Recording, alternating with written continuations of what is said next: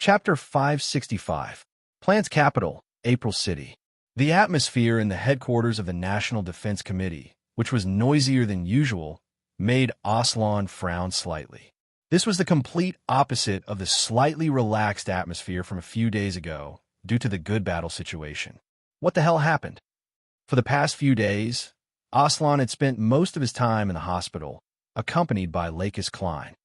For a ZAF pilot, this was obviously out of line.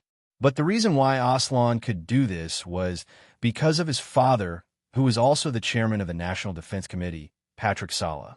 Now that Lakis' condition had improved, Aslan had the time to come to the headquarters of the National Defense Committee to see the current situation. But in the end, it was like this. "Oh, it's been a long time. Aslan, how have you been recently?" Just as Aslan was puzzled by what he saw, a familiar, magnetic voice came from behind him. Captain Kreutzer.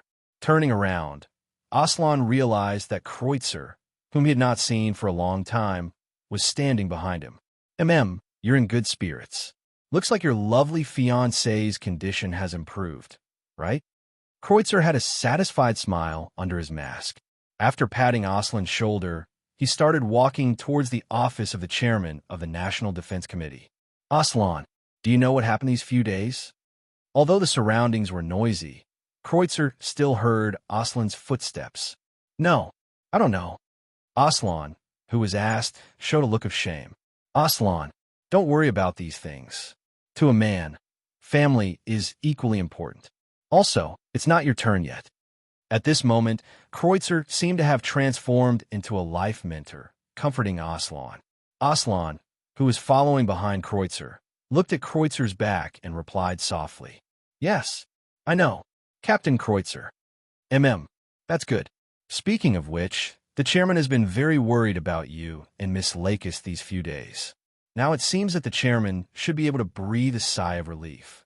After the two of them stepped onto the escalator, Kreutzer said something that seemed unintentional, but made Aslan tense up. "Captain Kreutzer, you're saying?" "Yes." The man known as the Desert Tiger, Andy Butterfield, was confirmed dead a few days ago. Our ZAF base at the southeastern end of the Mediterranean has fallen. Then Victoria Airport. Yes. The chairman is worried that the death of that man will lead to the recapture of Victoria Airport by the Earth Alliance. The two of them, one at the front and one at the back, would exchange their thoughts on the current situation from time to time. But in reality, most of the time, it was Kreutzer who was speaking and Aslan who was listening. The conversation only stopped when the two of them arrived at the National Defense Chairman's office. "Go in, Aslan." He believed that the chairman had been waiting for some time. "My matter isn't too urgent." What made Aslan feel strange was that Kreutzer was supposed to be the first to enter, but instead, Aslan was the first to enter the office. "Aslan, you've come. Take a seat first." Entering the office, the first person Aslan saw was Patrick Sarah, who was listening to the conversation on the phone. The latter gestured for Aslan to take a seat and wait for a while, then quickly and softly instructed the person on the other end of the phone. Only then did he put down the phone, closed his eyes, and silently thought about something. Fortunately, Patrick didn't make Aslan wait for too long. In less than 5 minutes, Patrick, who had closed his eyes and was deep in thought, opened his eyes again. The expression on his face had eased slightly. "Aslan, how's Lux's condition?" Aslan immediately stood up and saluted Patrick. "Yes, Lux's condition has improved. The doctor also said that she can be discharged in the next 2 days." "Yes, not bad. Aslan, it's just a gathering at Sarah's house now. There's no need to be so serious." Aslan was slightly taken aback by Patrick's words, but he still nodded silently. "Yes, Father."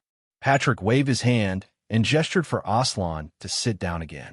Then he also left the office desk and sat on the sofa opposite Aslan, looking at him face to face. Patrick's scrutinizing gaze made Aslan subconsciously avoid it, not daring to look directly at Patrick. "Aslan, how long has it been since that incident?" "It was a scar that was placed in front of Sarah and his father, unavoidable, and even affected them until now." "A year. Father, Mother has left us for a year."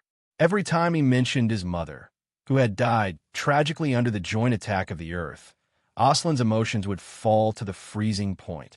Yes, a year. I've been home a few times recently, and I feel that the house is much quieter. Aslan, it's time for you to think about this family. Now, immersed in the sadness of his mother's death, Aslan couldn't react for a moment. You're really too slow. Aslan, you lucky brat. In Patrick's eyes, Aslan had never satisfied him. On the contrary, his best friend, who had always held the opposite ideals, had a daughter who could turn around in time and see the world clearly. Slow? Aslan really couldn't understand. Even if the anger in Patrick's eyes grew stronger, Aslan still couldn't figure out what his father was referring to. Forget it. You go back first. Let Kreutzer in. Aslan, who was confused, was finally driven out by Patrick, who hated him for not living up to his expectations. But after all, they were still father and son. The moment Aslan stepped out of the office, Patrick's words floated from afar. Sienna just called, hoping that Lux will stay at our house for a while. You go back and prepare. Aslan froze on the spot, but he didn't have the courage to turn back to the office and ask his father. Congratulations. Aslan and Kreutzer, who was waiting by the door, naturally heard this. After giving his blessing to Aslan, he walked into Patrick's office, leaving Aslan standing alone at the door. Lucky guy, enjoy this time to the fullest. Looking back at the earth, in the scorching desert, a group of people were bidding farewell to each other. Guy, can't you let me continue to study for a while? After receiving the commission reward, Law, who was informed by the professor of the recycling house to go to Ob to pick up the new mothership, looked at the white Baku in front of him reluctantly. During this period of time, Law had encountered a tough nut to crack. No matter how hard he racked his brain, he still couldn't find a reason why the white Baku was reactivated. The reality made Law both discouraged and helpless. If this continues, I'm afraid we will miss the time to go to Scandinavia. The death of the desert tiger was undoubtedly a trigger in this area, and even the Victoria Airport thousands of miles away. The two sides that haven't reacted yet will quickly react with the passage of time. At that time, this area will probably once again fall into the battle between the two sides. Ray Minkai rejected Law's unwillingness to give up while looking at Seb, who was guarding the children and saying goodbye to Lux. As soon as their eyes met, Ray Minkai already knew that Seb was already prepared for the possible future. Seb didn't say anything. He just nodded silently as a farewell to Ray Minkai. Hey, Kay, one more time, one last time. Is that okay? Seeing that Ray Minkai had made up his mind, Law could only beg again for one last chance. Law, let's make it clear in advance. This is the last time. If we delay any longer, it won't be as easy as it is now to cross the desert with this Baku. Okay, I'll be right there. As soon as he got Ray Minkai's permission, Roll immediately jumped up the ladder into the cockpit of the white Baku and began another round of inspection with familiarity, even though this inspection was destined to be fruitless. This kid really doesn't give up. The White Cat Zero's nagging also ran into the white Baku's cockpit and sounded in Ray Minkai's mind. Let him be. Is the Baku ready? Our journey this time is a bit far. Well, we can leave at any time. After all, this kid has some skills. It saved me a lot of effort. That's good. After communicating with the White Cat Zero about the current state of the white Baku, Ray Minkai felt that it was about time and walked up to Lux, who was reluctant to part with the children. Time's up. Audrey, let's go. Okay. Knowing that it was not early, Lux nodded and gave a big hug to a little girl. After gently exhorting a few words, she walked with Ray Minkai to the foot of the white Baku and waited for Law's last inspection to end. Kai, Audrey, if you have time, can you go to Audrey? It's my home. I'll treat you then. Seeing Ray Minkai and Lux bid farewell to everyone from afar, Carrie couldn't help but run over and take the initiative to invite them. Ray Minkai and Lakis looked at each other in surprise, and the latter asked, What's the matter? Carrie, aren't you from here? No, I just happen to be here. In fact, my home is in Audrey. When Lux asked about her home, Carrie stammered a few times, then she simply finished in one breath, waved her hand, turned around, and ran away. Kai, what's wrong with Carrie? Maybe she ran away from home. Ray Minkai sighed, then shook his head, turned to the white Baku's cockpit and shouted, Law, is it done? We're leaving. Oh, done. Law stuck his head out from the cockpit and sighed dejectedly. Forget it. Little Hachi, let's go. It seems that we can't find out the secret of this Baku. That's just because they don't want to tell you. Law. Hearing this, Law shrugged his shoulders and didn't care much. The reward for coming to the desert was enough for them to spend some time on Earth. Kai, if you want to go along the coastline of the Mediterranean all the way to Scandinavia, you might meet someone. Say hello to him for me. Law and Ray Minkai, who jumped down from the cockpit, bumped their fists, and Law seemed to suddenly remember something. A person? Who? Ray Minkai thought about it and wondered if it was another heretic Gao Da's pilot. His name is Song Yinxiao, the leader of the mercenary group Giant Snake's Tail. According to the mission mentioned when I parted with him last time, Song Yinxiao should be working with the Eurasian Federation now. As he spoke, Law suddenly clapped his hands. Right? His body is the heretic Gouda, but his body is painted blue, the opposite of my red heretic. It's easy to be human. At that time, if you meet him, just say that Luo said hello to him. He didn't expect that Ray Minkai, who was about to leave the desert and go to Scandinavia, would have the opportunity to encounter the giant snake's tail. Judging from the current situation, if he drove the white Baku across the Eurasian Federation, it was likely that he would be targeted by the giant snake's tail who worked for the Earth most of the time. Thinking of this, Ray Minkai couldn't help but smile bitterly. At that time, how could he say hello to Song Yinxiao? It's really difficult. Ray Minkai sighed in his heart, but he still reached out and patted Law on the shoulder. Law, if we meet again, we might as well go for a drink. In the name of a friend. Friend? Law seemed a little surprised. Friend. But it depends on whether we have this fate in the future. After that, Ray Minkai picked up Lakis, pulled the leash hanging from the top of the cockpit, and slowly boarded the white Baku. As the cockpit closed, the hot desert air that they had gotten used to was suddenly isolated by the thick cabin door. Then, the air conditioner from the air conditioner was turned on, quickly lowering the temperature of the cockpit to a suitable level. Lakis, is there anything else you want to say? Before driving the white Baku away, Ray Minkai asked. No, what needed to be said had already been said. Let's go. Kai, we have wasted too much time. The departure of Captain Butterfield and the others will probably trigger a new round of battles. During this time, Lakis thought a lot and saw a lot of things. The departure of Butterfield and the others made a rare peace in this area. But how long can this peace last? Lakis didn't know that as long as Victoria Airport was still there, this area would inevitably fall into a new round of battles. Therefore, there was not enough time. Then let's go. Baku start full speed ahead. Chapter 566. On the mountain range, covered by snow all year round, there were posts secretly arranged by the Earth Alliance on the key mountain paths. The purpose of these posts was not to kill the invading enemy, but to use their excellent concealment and wide vision to discover the invading enemy and send a warning to the rear. Since the start of the war with Zaft, the soldiers in these outposts had been rotated 3 times. According to the advice of the predecessors of the first 3 batches, although the 4th batch of soldiers did not have a good time, they were still carefree and did not receive much pressure from the higher-ups. However, in this leisurely atmosphere, these soldiers who had been accustomed to the cold environment of the snow mountain encountered a very strange thing. Hey, Toph, is there anything interesting recently? The morning on the snow mountain was quiet and cold. Every time at this time, Charlie, the person in charge of the number 3 Highland outpost, would ask his subordinates to make him a cup of hot coffee. While drinking, he listened to Toph, who was responsible for monitoring the surrounding situation and contacting the nearby outposts, report the situation. Yes, everything is normal, except for First Lieutenant Holman's apple from number 5 outpost falling under the cliff halfway. There is nothing else.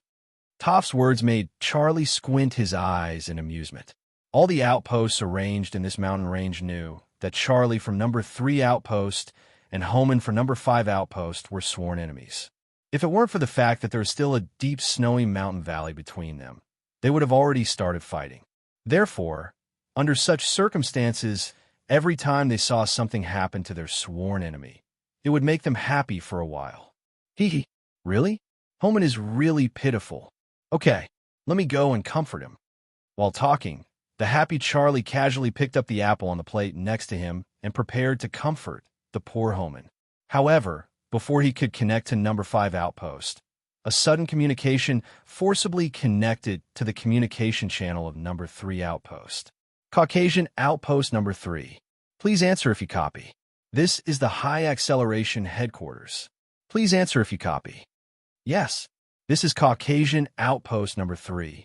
Please instruct me. As soon as Charlie received the communication from headquarters, he immediately threw down the apple in his hand, stood at attention with Toph, and saluted the person who appeared on the screen. Outpost 3, Lieutenant Charlie. It was said that several strange incidents had occurred in the Caucasus Mountains in the past few days. 2 of them were in the area near Outpost 3. Did you notice anything unusual? No. When Charlie was about to deny it, he was surprised to find that his subordinate was hesitant to speak. Thus, he hurriedly coughed and swallowed the words he was about to say. He then looked at Toph. Corporal Toph, if there's anything wrong, you can tell me directly. The officer is watching. Yes. Under Charlie's guidance, Toph finally spoke his mind. 3 days ago, Toph, who had once gone out on a patrol mission, was patrolling a nearby ravine with his comrades. He unexpectedly discovered an armored unit that was mostly buried in the snow. Surprised, Toph and the others hurriedly took precautions and split into 2 teams. One stayed on guard, and the other quietly crept over to check the situation. In the end, they discovered that the armored unit buried in the snow was actually an ally. Under this discovery, everyone didn't hesitate and hurriedly picked up the simple tools they carried with them, dug through the thick snow, and rescued all the friendly pilots who still had a trace of breath left. Toph, who was digging through the snow, also saw a scene that surprised him. The entire rear half of the Earth's United Forces tank was flattened, as if it was caused by some kind of beast. This was undoubtedly a lie to Toph, and he immediately threw it to the back of his mind. But when Toph rescued a person from the horribly damaged tank, that person was still able to maintain a certain level of consciousness. But when he saw Toph, he suddenly grabbed Toph's arm tightly. His face was filled with fear, and his voice trembled as he shouted loudly. Hurry, hurry, hurry and run. It's coming. Hurry and run. Children, Snow Mountain Ghost is coming. Hurry and run, ah. With a panicked expression and a trembling voice, the person who kept repeating the words was scared out of his wits. Suddenly, he let out a shrill scream and fainted. Even when the rescue team rushed over and took him and the other dying allies away, he still didn't wake up. Immediately after, Toph and the others who were preparing to pack up and return to the 3rd outpost were stopped by an officer who warned them not to spread what they saw, heard, and encountered. Later on, Toph once again saw the officer who warned them to keep it a secret through a communication from headquarters. Only then did Toph decide to speak about this matter that should be kept a secret. Oh, so it's you. Then the matter is clear. Lieutenant Charlie, Corporal Toph. From tomorrow onwards, the outposts in this mountain area will be temporarily taken over by a certain unit. When the time comes, you have to cooperate with the work of this unit. No mistakes are allowed. Yes, understood. After the communication ended, Charlie and Toph looked at each other, but they didn't know what to say. There was only one question left in their minds. What exactly is this Snow Mountain Ghost? Why does headquarters have to go through so much trouble? At this moment, in the north of the Caucasus Mountains, in the slightly gentler terrain, a unit formed with the support of blue Persian chrysanthemum was slowly taking their first step. The heavy door was slowly opened, allowing the cold wind to blow into the Naku where the heavy transport vehicles were parked. In the snowstorm that blew into the Naku, people wearing safety helmets, thick windproof coats, and thick gloves were standing at the door while waving red light sticks. They commanded the heavy transport vehicles to drive out of the Naku in an orderly manner and toward the assembly point outside. And these commanders standing in the snowstorm were seen by two men standing on the platform above the Naku. One of them was a young man with short brown hair and brown eyes, and the other was a burly man with a buzz cut and a beard. TSK. I didn't expect the Eurasian Federation to be serious this time. The new body that just came off the line was taken out just like that. The burly man looked at the heavy transport vehicles that slowly drove out of the Naku in amazement. Under the canvas that covered the rear half of the heavy transport vehicle was the MS that had recently caused an uproar and affected the situation of this battle. Moreover, it was a new type of MS that the Earth Alliance had independently developed and initially carried out trial production after Xeon and other MS used by Zaft. It's not a big deal.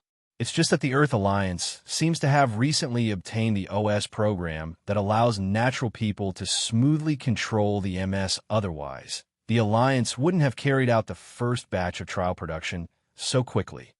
The man with brown eyes was undoubtedly the most suitable person to comment on the current situation, because he was a pilot who already owned the new MS Red Heresy, and he was also the leader of the famous mercenary group, Giant Snake's Tail, Song Yunwei. At the same time, standing next to him and watching the three heavy transport vehicles that slowly drove out of the Naku was the diplomatic and intelligence personnel of Giant Snake's Tail, Leto Weiler. That's true, but the Alliance seems to have expected this a long time ago. Look over there. Leto Weiler moved his gaze and looked at the innermost part of the Naku. Then he sighed silently. I didn't expect the Alliance's big shot to bring out those dolls. Song Yunwei followed his partner's gaze and looked over. The moment he touched the dolls mentioned by Leto Weiler, a cold light and struggle appeared in his eyes. Dolls used for human enhancement experiments? Oof. When Song Yunwei's cold snort sounded, Leto Weiler suddenly felt bad. He knew that those dolls had touched Song Yunwei's bottom line. That's right. Yunwei, the general here, seems to want to see us. Let's go. You know, the Snow Mountain ghost that has been making a lot of noise recently is a moving bounty. The Snow Mountain ghost. No one knew where it came from. No one knew where it went. The only thing they knew was that on a certain morning or night, an armored unit that had completed their training mission was ambushed on a mountain slope south of the Caucasus. The entire unit was annihilated. During the rescue of the survivors, the strange testimonies of the survivors left the Caucasus headquarters puzzled. After a few similar incidents, the Caucasus headquarters decided to use the newly formed unit and the highly paid mercenary group, Serpent's Tail, to search the entire Caucasus region. They wanted to uncover the true identity of the Snow Mountain Ghost. Otherwise, the Eurasian Federation would not have been able to conquer the Sahara Desert and Victoria Airport in such a short time due to the unknown Snow Mountain spirits. Snow Mountain Ghost? Song Yunwei looked at the snow outside the window and ignored Leto Weiler, who was in a bargaining situation with the commander of the base. Song Yunwei wasn't the only one who was looking at the Snow Mountain. A silver-haired youth was standing behind a heavy-duty vehicle, using it to shelter himself from the wind and snow. However, he didn't have the warm environment that Song Yunwei was in. The only thing that could keep the youth warm was the thick windproof coat on his body. Even so, the youth's gaze was fixed on the depths of the snowstorm, on the faintly discernible mountain range. The next day, after the snowstorm stopped, it was a sunny day. The bright sunlight shone on the white snow, and it was as though the snow was plated with a layer of golden radiance. It was exceptionally dazzling. However, the formation of heavy transport vehicles that had set off early from the base and moved all the way to the mountains along the road that had just been cleared by the forklifts did not intend to stop to enjoy the beautiful scenery. Instead, they relied on their surging power to shuttle through the mountains. Yunwei, this is the information shared by the base. Though it's not much, it's better than nothing.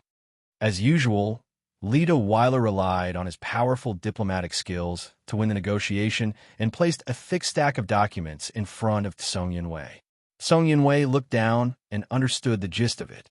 Although the information seemed a little thick, in reality, The information that might be valuable was probably only 2 or 3 pieces of paper. The rest was mostly nonsense provided by the soldiers who were scared out of their wits. Snow Mountain Ghost? Song Yunwei's eyes quickly scanned through the document and noticed a suspected key piece of information. Weiler, do you think this is possible? I'm afraid that even the new model that was captured by Zaft and the satellite fortress that the Eurasian Federation was proud of can't do this. Lita Weiler glanced at the information Song Yunwei handed over. Shook his head slightly. Even if the body really came here, its invisibility ability can't be used in snow. I'm afraid that it can't even activate the system in the valley where an avalanche could erupt at any time. Also, based on the testimony of the surviving soldiers, the Snow Mountain Ghost seems to be able to silently appear behind them and launch an attack. Song Yunwei nodded. This is also a suspicious point. What's even more strange is that the rescue team that arrived later couldn't find any traces of the MS in the vicinity. Do you think this is really the work of a ghost? Lita Weiler spread out his hands and shook his head. I don't know about this, but I do know that there is such a legend around here. Maybe the so-called Snow Mountain Ghost is the local legend of the barbarians. Barbarians can't flatten a tank with a slap. Song Yunwei closed the information in his hand and sighed. It was better not to read this information. At least, he could still maintain enough vigilance. But after reading it, Song Yunwei's mind was filled with a lot of doubts. If it was a body with the ability to fly, why couldn't the Eurasian Federation's hidden sentries in the mountains find the enemy's whereabouts? Could there really be a body in this world that could walk on snow without leaving a trace? Song Yunwei couldn't understand. At a certain moment, he suddenly felt that if the lucky guy Law was here, he might have a clue. The bright sunlight gradually dimmed, and the surrounding snow and trees also gradually disappeared, turning into a snow-white valley with countless grayish-white rocks mixed in. They had arrived at the mission assembly point. The hunt for the Snow Mountain Ghost began. Chapter 567. As the darkness of her slumber receded like the tide, the fragrance that permeated her nostrils became the key to waking Lakis up. Lakis, who had stayed here for nearly a week, was still unable to adapt to the low oxygen content and cold alpine environment. Since she was born on the colonial satellite, this was the first time Lakis had experienced it personally. She had spent nearly a week on a cold, snowy mountain. You're awake. Do you want a cup of hot coffee to warm up? When the tent was opened, a gust of cold wind from the peak of the snowy mountain gushed in through the gap. However, before the cold wind could wreak havoc in the tent, the gap that was open was pulled back by someone who came in. Kai, what time is it now? Lakis, who took the coffee from Ray Ming Kai, asked softly. Yes, it's almost 8 in the morning. Is it 8? I'm in a deep sleep this time. Lakis picked up the cup and slowly took a sip of coffee to perk herself up a little. Yes, you're right. It's been hard on you recently. This is also my fault. I didn't expect you to not be able to adapt to the climate on the snowy mountain in such a short time. Ray Minkai sighed. The current situation was also caused by Ray Minkai's insufficient expectations. In Ray Minkai's understanding, an adjuster's physique was far superior to a normal person's. However, he did not expect Lakis, an adjuster, to be defeated in the highland climate. Although there was no dangerous situation, insomnia, headaches, and low spirits were still present. No, it's not your fault, Kai. In fact, it's also because I didn't consider enough. An adjuster seems to rely too much on her physique. In fact, in front of nature, whether it's an adjuster or a normal person, they're just the weak side. Lakis, who had slightly adapted to the snowy mountain environment, slowly spoke of the realizations she had over the past few days. Perhaps this could distract her a little. Yes, that's true. However, after today, we can leave this place. Lakis, they're here. That Lei Minkai was referring to was undoubtedly the Eurasian Federation's army station nearby. Half a month ago, after bidding farewell to Seb, Carrie, Law, and the others, Ray Minkai and Lux had passed through the defense lines set up by the Eurasian Federation east of the Mediterranean Sea. They headed north and arrived at the Caucasus region east of the Black Sea. The two came here and were about to cross the endless snowy mountains in front of them. However, they found that the Eurasian Federation seemed to be gathering troops in this area, preparing to launch an attack on the Zaf defense line that had lost the Desert Tiger. Faced with this information, Ray Minkai wanted to bypass it at first and ignore the actions of the Eurasian Federation. But in the subsequent intelligence collection, Ray Minkai found that the Eurasian Federation seemed to have plans to eliminate the armed organizations in the Dawn Desert that resisted Zaft. Speaking of which, this was Ray Minkai's fault. Originally, both sides looked down on the resistance organization, which only knew how to fight on a small scale. However, one day, the famous Desert Tiger was destroyed, even their nest was destroyed. How could this not shock the Eurasian Federation, who had been fighting the Desert Tiger all this time? Especially when it came to the key to recapturing Victoria Airport. The resistance organizations that could destroy the Desert Tiger's lair suddenly became an uncontrollable time bomb. Therefore, after Ray Minkai and Lakis discussed, they tried to contact the Dawn Desert while trying to delay the gathering speed. Now, it seemed that the operation was effective. The Eurasian Federation headquarters, hidden on the other side of the Caucasus Mountains, seemed to have sent out a search team.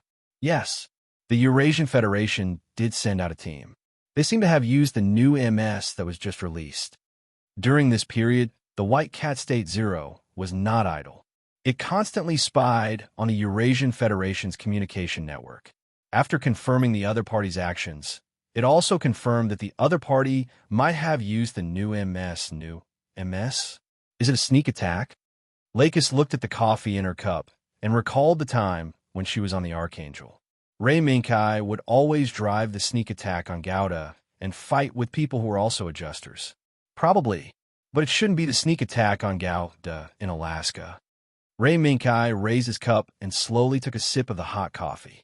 It's very likely that it's the new MS that Earth Union just released. Speaking of which, it's been more than a month since the Archangel arrived in Alaska. According to the production level of Earth Union, it's very easy to release a small number of new test machines within a month. Lakis's hands holding the cup tightened slightly, and her expression became solemn. She knew that as Earth Union's new MS came off the production line one after another, it also meant that this war would enter the next stage, a more cruel and intense stage. Kai, after we settle the matter here, let's speed up. I'm vaguely worried that something unexpected will happen at plant. Okay, then let's clean up. The low rumble of the engine gradually reverberated in the valley. The soldiers walking on both sides of the mountain road looked at the hillsides on both sides with fear and trepidation. They were constantly paying attention to the hillsides. The thick layer of snow might have any abnormal movements that could bury everyone in this valley. The shock and despair brought by the armored team that was buried by the sudden avalanche yesterday was still vivid in their minds. I didn't expect this mission to be so difficult. I should have asked for a higher price. With both hands on the steering wheel, Lita Weiler regretted that he was not ruthless enough when bargaining. Pay attention to the situation first. If the so-called Snow Mountain Ghost really exists, it may be observing us in the dark. Song Yunxiao's eyes hidden behind his brown glasses observed the hillsides covered by thick snow on both sides. If the enemy attacks at this moment, in fact, what Song Yunxiao was worried about did not happen. The search team successfully left the valley that could cause an avalanche at any time. However, before everyone could heave a sigh of relief, a roar like rolling thunder suddenly tore apart the tranquility of the valley and also tore apart the hope in everyone's hearts. Quick, quick, quick, speed up, leave this place. The sudden appearance of the white mist at the top of the mountain, as well as the rumbling of thunder, all represented one thing. An avalanche was coming. There was no hesitation, no surprise, only a strong survival instinct. Weiler, you go first. I'll go to the Blue Heretic. As the surrounding soldiers fled in panic, Song Yunxiao pushed open the door and jumped to the back of the heavy transport vehicle. He then lifted the canvas, covering his beloved machine. Hey, Weiler, you have to be careful. Under an avalanche, even the Blue Heretic can't do anything. Lita Weiler shouted at the top of his lungs. Seeing that Song Yunxiao was determined, He did not say anything else. He jumped off the heavy transport vehicle and ran further away with the soldiers. Rumble. In the blink of an eye, the avalanche that was like 10,000 horses galloping, toppling mountains, and overturning seas poured down from the top onto the rolling thunder. Even if they were already out of the valley, the avalanche rushing down from the 1,000-meter-high hillside was enough to submerge most of the vehicles of the search team. White mist rose into the air and thunder rolled. The mighty power of nature made many soldiers who had escaped the disaster feel a lingering fear. They stared blankly at the entire process of the avalanche that contained a terrifying power gradually calming down. After a long time, Lito Weiler looked at the avalanche that gradually calmed down and subconsciously picked up the communication device at his waist. Weiler, please answer. Please answer. After a series of noises, Lito Weiler finally breathed a sigh of relief. Roger, the Blue Heretic is in good condition. It was not affected by the avalanche. I'll let it get up now. You all step back. Song Yunxiao's voice was very calm, as if he was not affected by the sudden avalanche. Lito Weiler gestured to the soldiers around him. Everyone once again stepped back a little so that they would not be affected by the second avalanche. Under everyone's gaze, the thick snow that buried most of the vehicles of the search team suddenly moved. It was as if something was struggling under the snow. Gotcha! Boom! The snow flew up and a huge steel body appeared in front of everyone. Wah! If not for the fact that they were still worried about the avalanche, everyone would have burst into cheers. Good condition. Weiler, take everyone and evacuate from here. There's a situation. What? Lito Weiler did not react for a moment, but the whistling sound would not stop because of this. Whoosh! The valley that just experienced an avalanche once again welcomed an intense whistling sound.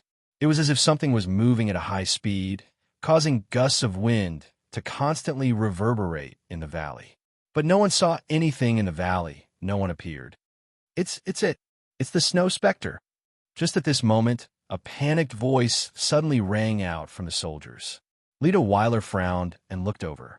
He seemed to have recognized the identity of the panicked voice. He seemed to be one of the survivors that was attacked by the snow specter. Survivors, panicked words, and that invisible object. Apart from their own side, the sound of the wind that was constantly approaching continuously impacted the soldiers' nerves. Defend! Quick! Quick! Just at the moment when the soldiers were about to collapse, an officer finally stood up and loudly berated the soldiers for their fear. He also ordered the soldiers to adopt a defensive strategy. However, just as the soldiers prepared to defend, the sound of the wind suddenly stopped. This caused everyone to be at a loss. Xiao, did the Blue Heretic Gao Da's radar find anything? No. Speaking of which, it was strange. Logically speaking, as long as an enemy appeared, the Blue Heretic Gao Da's radar system should be able to detect the enemy's traces. But in reality, the Blue Heretic Gao Da's radar system did not detect the enemy at all. Boom! A loud noise suddenly exploded on the other side of the slope, and the location of the explosion happened to be facing the position where the soldiers hastily formed a defensive position. Looking at the high-flying snow, the officer who just berated the soldiers and ordered them to defend opened his eyes wide and changed his order on the spot. Quick! Retreat! Leave here!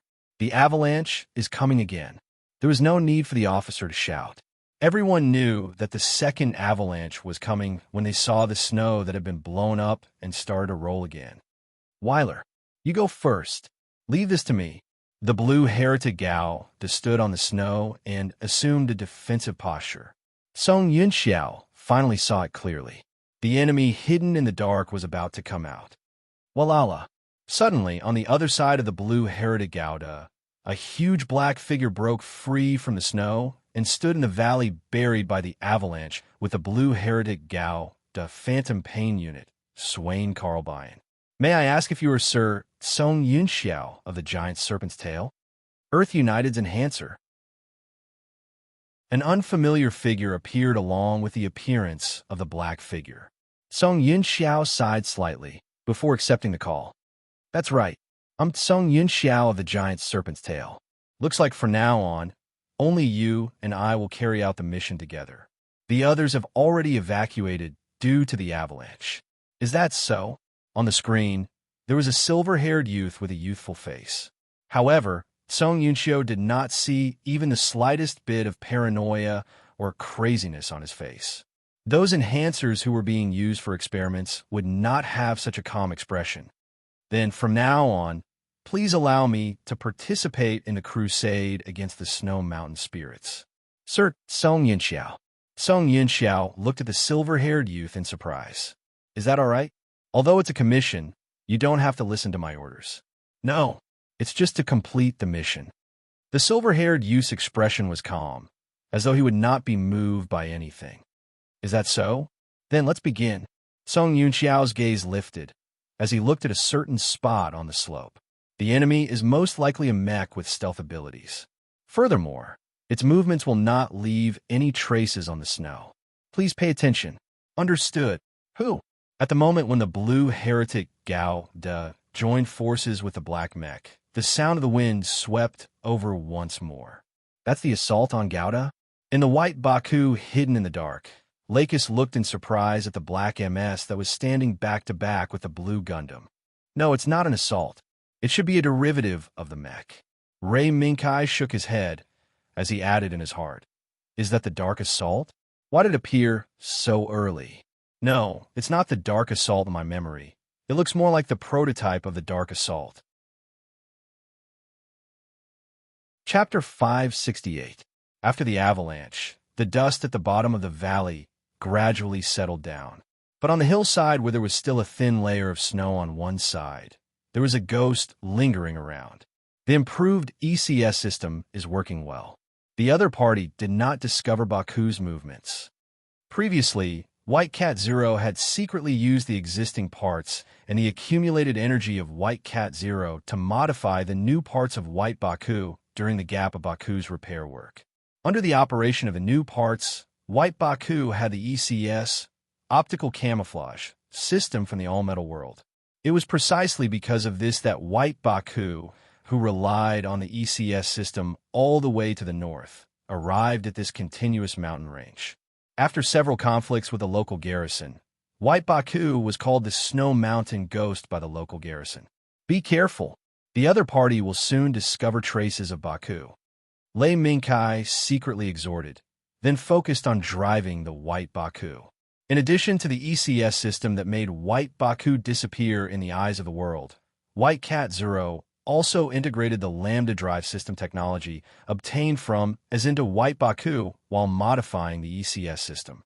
Previously in the desert, during the battle with Desert Tiger, the Lambda Drive system was the reason why Baku's electromagnetic cannon attack was reflected and scattered in the blink of an eye. Currently, another reason why White Baku was called the Snow Mountain Ghost by the local garrison was that when White Cat Zero used the Lambda Drive system to operate, it activated a unique physical wall under White Baku, making it a screen between White Baku and the soft snow under its feet. At the same time, it also supported White Baku's weight and provided a fulcrum for White Baku's high-speed movement. Although it sounded a bit unimaginable, in fact, Lei Minkai was very surprised when State White Cat Zero first showed the transformation that was completed because of its ideas. Otherwise, if he drove Baku all the way north along the coast of the Mediterranean Sea, there would inevitably be a battle with the enemy. The wind was still whistling back and forth between the hillsides. Back to back, the two MSs stood in the middle of the valley, cautiously and carefully scanning their respective fields of vision, fearing that they would miss any movement that might lead to their destruction. Sure one. Is there a situation? Lonnie Duan held a shield in his left hand and a beam rifle in his right. While he was cautiously in a defensive posture, Song Yunxiao's question came from the dark cockpit behind him. Nothing. I can only hear the sound of the wind. Sherwin's gaze was a bit dignified. Before Song Yunxiao's question, he had switched the radar system several times. In the end, there was no movement of movement. Apart from the sound of the wind, there was nothing else. It seems like our friend is very good at hiding. Song Yunxiao's expression changed. The blue alien he was piloting took the initiative to leave the 3-meter radius of the MS. He casually found a rock on the hillside and raised the beam rifle in his hand to fire a shot from afar. Whoa! As the beam's hiss tore through the cold of the valley, the stone that was hit exploded and set off a cloud of dust. At the same time, in the roar of the explosion, the hillside that had experienced 2 avalanches in a short period of time trembled once again. However, not many snowflakes fell. Only white snowflakes were raised, allowing the cold wind in the valley to sweep away. He discovered us. Lonnie Dwan's attack surprised Lakis. Now, the white Baku was lying on the hillside on the upper right of Lonnie Dwan and the dark MS. Even if Lonnie Dwan doubled the number of attacks, he still could not hit the white Baku. No, he's just baiting us to attack. Moreover, he wants to use the explosion caused by the beam to find our position. Ray Minkai had already guessed Song Yunxio's thoughts when Lon Edwan fired the shot. The ECS system that was improved by the White Cat Type 0 was undoubtedly excellent. However, if the surrounding environment changed too much, the ECS system would reveal flaws no matter how excellent it was. At that time, Lon Edwan and the Dark MS would inevitably launch a fierce attack. It's a good idea, but he's underestimating us too much. White Cat Type 0 snorted. Then, the white Baku's 4 limbs kicked, and like an eagle hunting a rabbit, it fell rapidly from the sky towards the Dark MS. Even though the huge body had the ability to become invisible due to the ECS system, it could not offset the shrill sound of the wind caused by the white Baku's rapid fall. Oh, the moment the shrill sound of the wind was heard, Song Yunxio and Sherwin instinctively piloted their respective mechs to roll forward. The moment they landed and turned over, they controlled the mechs to raise the weapons in their hands and aimed at the original position of the 2 MS. The result shocked Song Yunxio and Sherwin. The shrill sound of the wind just now was real, and there was nothing fake about it. However, when the 2 of them controlled the mechs to turn over and aim at the culprit that caused the shrill sound of the wind, they found that the soft snow in front of them was smooth except for the traces caused by the 2 MS emergency evasive maneuvers. It was as if there was no unknown object trampling on the snow. How can this be? Sherwin was stunned. He couldn't believe what he was seeing. Be careful, Sherwin. The moment Song Yunxio's warning was heard, the Dark MS was sent flying by a terrifying force on the spot. It kept rolling on the thick snow, stirring up waves of snow mixed with mud. Buzz. The moment the Dark MS was sent flying by an unknown enemy, Lon Edwan fired 3 shots in a row. However, to his surprise, he did not hit anything. He could only land on the soft snow like before, blowing up 3 large pits. Song Yunxio did not have time to be surprised. His hands did not slow down at all. Lon Edwan quickly moved the muzzle and pointed at the Dark MS that was half buried in mud and snow. He fired 3 consecutive shots again. The blazing light beam pierced through the air, brushing past the Dark MS's body and hitting the dirty snow. It once again blew up holes in the snow. Nothing. The 3 consecutive shots on a whim just now were caused by Song Yunxio's instinct. However, in his intuition, the place where there was clearly something became empty the moment the light beam shot out in the next second. This strange change almost made Song Yunxio believe in the legend of the Snow Mountain Ghost that the soldiers talked about. That was close. This guy's intuition is so sharp. Song Yunxio's intuition was not wrong. However, the White Cat State Zero's movements were faster. Compared to Song Yunxio, who existed as a human, the White Cat State Zero, who was a metal life form, was more sensitive to danger. Continue. Ray Minkai, who was familiar with Song Yunxio's life, was not as surprised as the White Cat State Zero. Instead, he advanced instead of retreating. Under the control of Ray Minkai, the White Baku leaped and changed from track propulsion mode to 4-legged charging mode. It pounced towards Lonnie Dwan like a meteor. At the same time, the White Baku's right claw went straight for Lonnie Dwan's head monitor. Boom! The sound of metal clashing resounded through the valley, shaking the loose snow on the hillside. Got you! The White Baku's claw was blocked by Lon Yidwan's shield. This was still Song Yunxiao's intuition. Or perhaps it was the result of the white Baku leaping high in the air. Song Yunxiao decisively grasped the current plan. He raised the beam rifle hidden behind Lan Yidwan's shield and aimed it at the front of the shield. The direction of the terrifying impact was the 3 consecutive shots.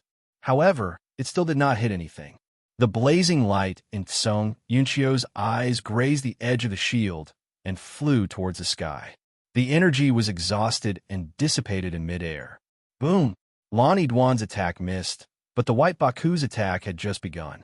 The moment the white Baku's claw was blocked by Lan Yidwan's shield, Ray Minkai had already seen through Song Yunxiao's attack pattern. After all, hiding the beam rifle behind the shield and launching a surprise attack was one of the basics that every pilot who had piloted a Gao had to learn. Therefore, at the moment the beam rifle fired, white Baku's body sank and landed in front of Lan Yidwan. Taking advantage of the next second when Lan Yidwan's beam missed, it jumped up again and slapped Lan Yidwan's torso fiercely. This time, no matter how great Song Yunxiao's instincts were, he was unable to block or even dodge the attack. Boom! Like a black MS, Blue Haiden was slapped away by white Baku. After rolling in the air for a while, it landed heavily on the snow, drawing a deep scratch and splashing the mud and ice mixed with water to the surroundings. Tut tut tut tut. Before white Baku could take advantage of the victory to chase after him, a chain of fire swept past the snow in front of Lan Yidwan, leaving behind a crater with white smoke rising from it. It was ball asterisk asterisk. Ray Minkai was most familiar with this type of attack. Dark Assault. It can actually still move. State 0. Your modification is not good enough. If it was the tusked lion State 0, this body would probably be paralyzed. Shut up. This is a man-made object made by humans. Don't compare it to us. The resurrection of the black MS made the white cat State 0 gnash its teeth in hatred. It originally thought that the attack would be a sure win, but it actually gave the black MS the strength to continue jumping around. Although it said so, the white cat State 0 still obediently cooperated with Ray Minkai and let white Baku retreat a distance to prevent the opponent from seeing through the flaws of the ECS system. Of course, if the opponent knew that a large amount of ozone would occur when the ECS system was activated, he would have discovered white Baku's existence long ago. Swain, are you okay? Song Yunxiao shook his head and forced himself to wake up from the shock as soon as possible. Yes, I'm okay. It's just that the damage of Dark Assault has decreased by 30%. It's only 30%. Our luck is not bad. It seems that the enemy's attack has some kind of restriction that we don't know about. Up until now, Song Yunxiao seemed to have discovered some clues. White Baku's attacks were all relying on the powerful camouflage effect of the ECS system to break through and then engage in close combat. The long-range attack that Song Yunxiao expected did not occur. If this was really the Snow Mountain ghost that the local garrison said, it would not have to be so troublesome. Perhaps it only needed to wave the legendary scythe, and the two of them would be sent to hell. They seemed to have discovered Baku's flaw. The white cat State Zero's voice was a little surprised, but Ray Minkai was calm. If they still haven't discovered Baku's broken account, then he's not Song Yunxiao. The wind blew again, and white Baku accelerated again. Song Yunxiao's intuition immediately rang the alarm bell. Boom! Pillars of snow rose into the air one after another. The splashing snowflakes drowned the entire valley in just a few breaths, completely blocking the vision of the blue heretic and Dark Assault. Swain! Radar switch! Quick! Pooh! As soon as Song Yunxiao's voice fell, the snowflakes that filled the entire valley were torn apart. In the midst of the torn snowflakes, Song Yunxiao's pair of glasses finally caught a shadow that was faintly discernible in the rolling snowflakes. Boom! This was only a matter of a moment. When Song Yunxiao caught sight of a shadow, Dark Assault was once again sent flying. But this time, White Baku did not hold back. Instead, it used all the power it had. A white light flashed, and Dark Assault was knocked into the rolling snowflakes, leaving behind a left arm. This time, the White Cat State Zero was sure that no matter how strong Dark Assault was, he would not be able to wake up in a short time. On Dark Assault's broken arm was White Baku's sharp claws, and in front of White Baku was Blue Heretic's raised muzzle. Caught you, Snow Mountain Ghost. Song Yinxiao looked at the constantly changing shadow on the screen in front of him, and knew that the enemy he was facing had taken the initiative to appear in front of him. In the next second, a stream of light flashed. White Baku, Law asked me to say hello to you. Song Yinxiao. Before Song Yinxiao's surprise was aroused by White Baku, Rei Mingkai's words made Song Yinxiao stunned. Law, Paul Jewel from the recycling house. Song Yinxiao could not imagine that the so-called Snow Mountain Ghost was related to Law. Yes, Paul Jewel. This bar was also repaired by Law. Before coming here, Law asked me to say hello to you. When Rei Mingkai's explanation sounded, Song Yinxiao knew that his mission this time was probably going to be a failure. Let's not talk about the relationship between Law and the White Baku in front of him from the beginning to the end was fighting against Song Yinxiao and Swain in close combat. If it was a real life and death battle, he and Swain would probably die in the hands of the opponent. Chapter 569. The Black Baku stepped on the Black Baku's foot, and its driver claimed to be friends with Law Jewel. All these changes made Song Yinxiao unable to make a more drastic choice, because the other party's strange stealth ability was too terrifying. The Blue Heresy's radar did not respond. It could only be identified carefully by the human eye. It could capture the traces that would disappear in an instant at any time to see through the super stealth system. It had already allowed White Baku to take the initiative in this battle. Evidence. Before Song Yinxiao's voice fell, a signal was sent to Blue Heretic system. This is a video that Law recorded in advance before going to Ob to avoid a conflict between you and me. Song Yinxiao's eyelids twitched. He suddenly had the illusion that his actions were all under the control of the other party. But Song Yinxiao didn't hesitate and immediately translated the signal into a video file. Oh, it's already started. Hi, Song Yinxiao. Long time no see. I wonder how Blue Heretic Gouda is doing on your side. Oh, right. There's a guy called Kai Britannia going all the way north along the Mediterranean Sea to Scandinavia. If you meet him, it's best not to fight him. You'll probably lose miserably. After all, this guy's Baku was personally repaired and modified by me. Looking at Law's gestures in the video, Song Yinxiao sighed silently in his heart. It doesn't seem to be that bad, right? I understand. Song Yinxiao closed the video and deleted all the data related to the video, then controlled Blue Heretic to turn around and leave. This decisive action made Rei Mingkai and Lakis show a hint of surprise. The various scenarios that the two imagined were all shattered by Song Yinxiao's action of turning around and running away without a word. Wait, Song Yinxiao, you're not taking this guy away? Although they didn't continue to fight, it was a good thing for Rei Mingkai. However, what was trampled under the feet of the White Baku was a troublesome matter. That's the Earth United doll. It has nothing to do with me. Song Yinxiao's cold voice echoed in the communication channel, but Blue Heretic's back was getting farther and farther away. Doll. Lakis seemed to be a little surprised by this name. Yes, the pilot who is piloting this mech is probably the enhanced human that Earth has been secretly researching. No, it should be said that he is a part of the enhanced human program. Rei Mingkai frowned slightly at Song Yinxiao's attitude. This guy ran away quickly, but he left behind an extremely troublesome burden for Rei Mingkai. Why don't we kill him? White Cat State Zero suggested. If I wanted to kill him, I wouldn't have asked you to hold back. State Zero sent a message to Song Yinxiao. In the next second, the image of the white cat rolling its eyes appeared in Rei Mingkai's mind. Do you think that guy will accept your request? Better safe than sorry. Isn't that so? The white cat's doubts did not make Rei Mingkai cancel his plan. Then let me see what you can do by being prepared. On the other side, State White Cat Zero sent a message to Lan Yidwan, who was already far away. On the other side, Rei Mingkai attempted to open the cockpit of Dark Assault. Kai, you want to save the pilot of the Dark Assault? For some reason, the doll that Song Yunjiao mentioned made Lakis feel a little amused. Just taking a look, Ray Mingkai did not voice his thoughts. Although this mech was very similar to the Dark Assault in Ray Mingkai's memory, Ray Mingkai could not guarantee that the one piloting it was the silver-haired young man. Ray Mingkai groped the cold armor, and the frost that had condensed on the surface of the armor scattered along with Ray Mingkai's movements, forming layers of snow-white ice shards.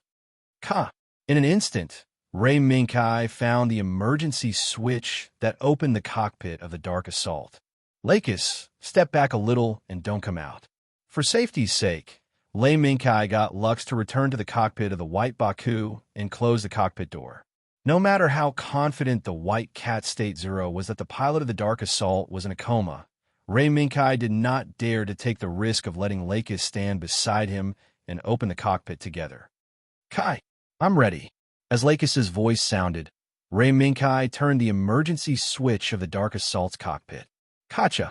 The moment the metal lock was opened, a dull sound and visible white fog spread out from the cockpit. Ray Mingkai could clearly see the situation inside the Dark Assault's cockpit. In the flickering red light, there were scattered and broken pieces of equipment. Among these pieces of equipment, a young man with short silver hair was unconscious in the cockpit. The traces of redness on the young man's forehead added a hint of ferocity to his young face. Lakis, it's a young man. Perhaps this is the doll that Song Yunjiao mentioned.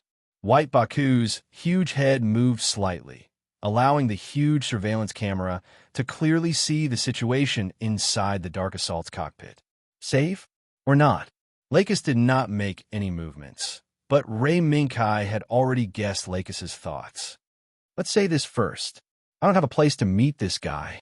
Before Ray Mingkai could say anything, the White Cat State Zero jumped out to express its opposition.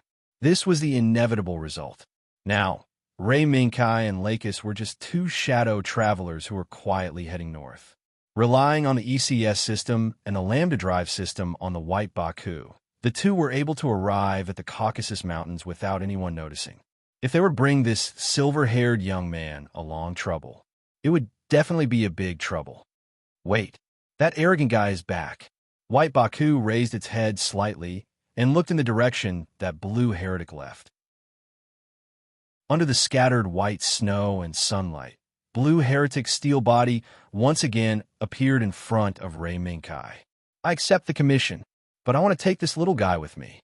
Blue Heretic stopped in front of White Baku amidst the flying snow and dust. Oh, based on the strength of the giant snake tail, it's more than enough to complete my commission. Ray Mingkai raised his gaze and looked at Blue Heretic. The next moment, Blue Heretic's cockpit opened, and a young man walked out. Brown hair, brown glasses.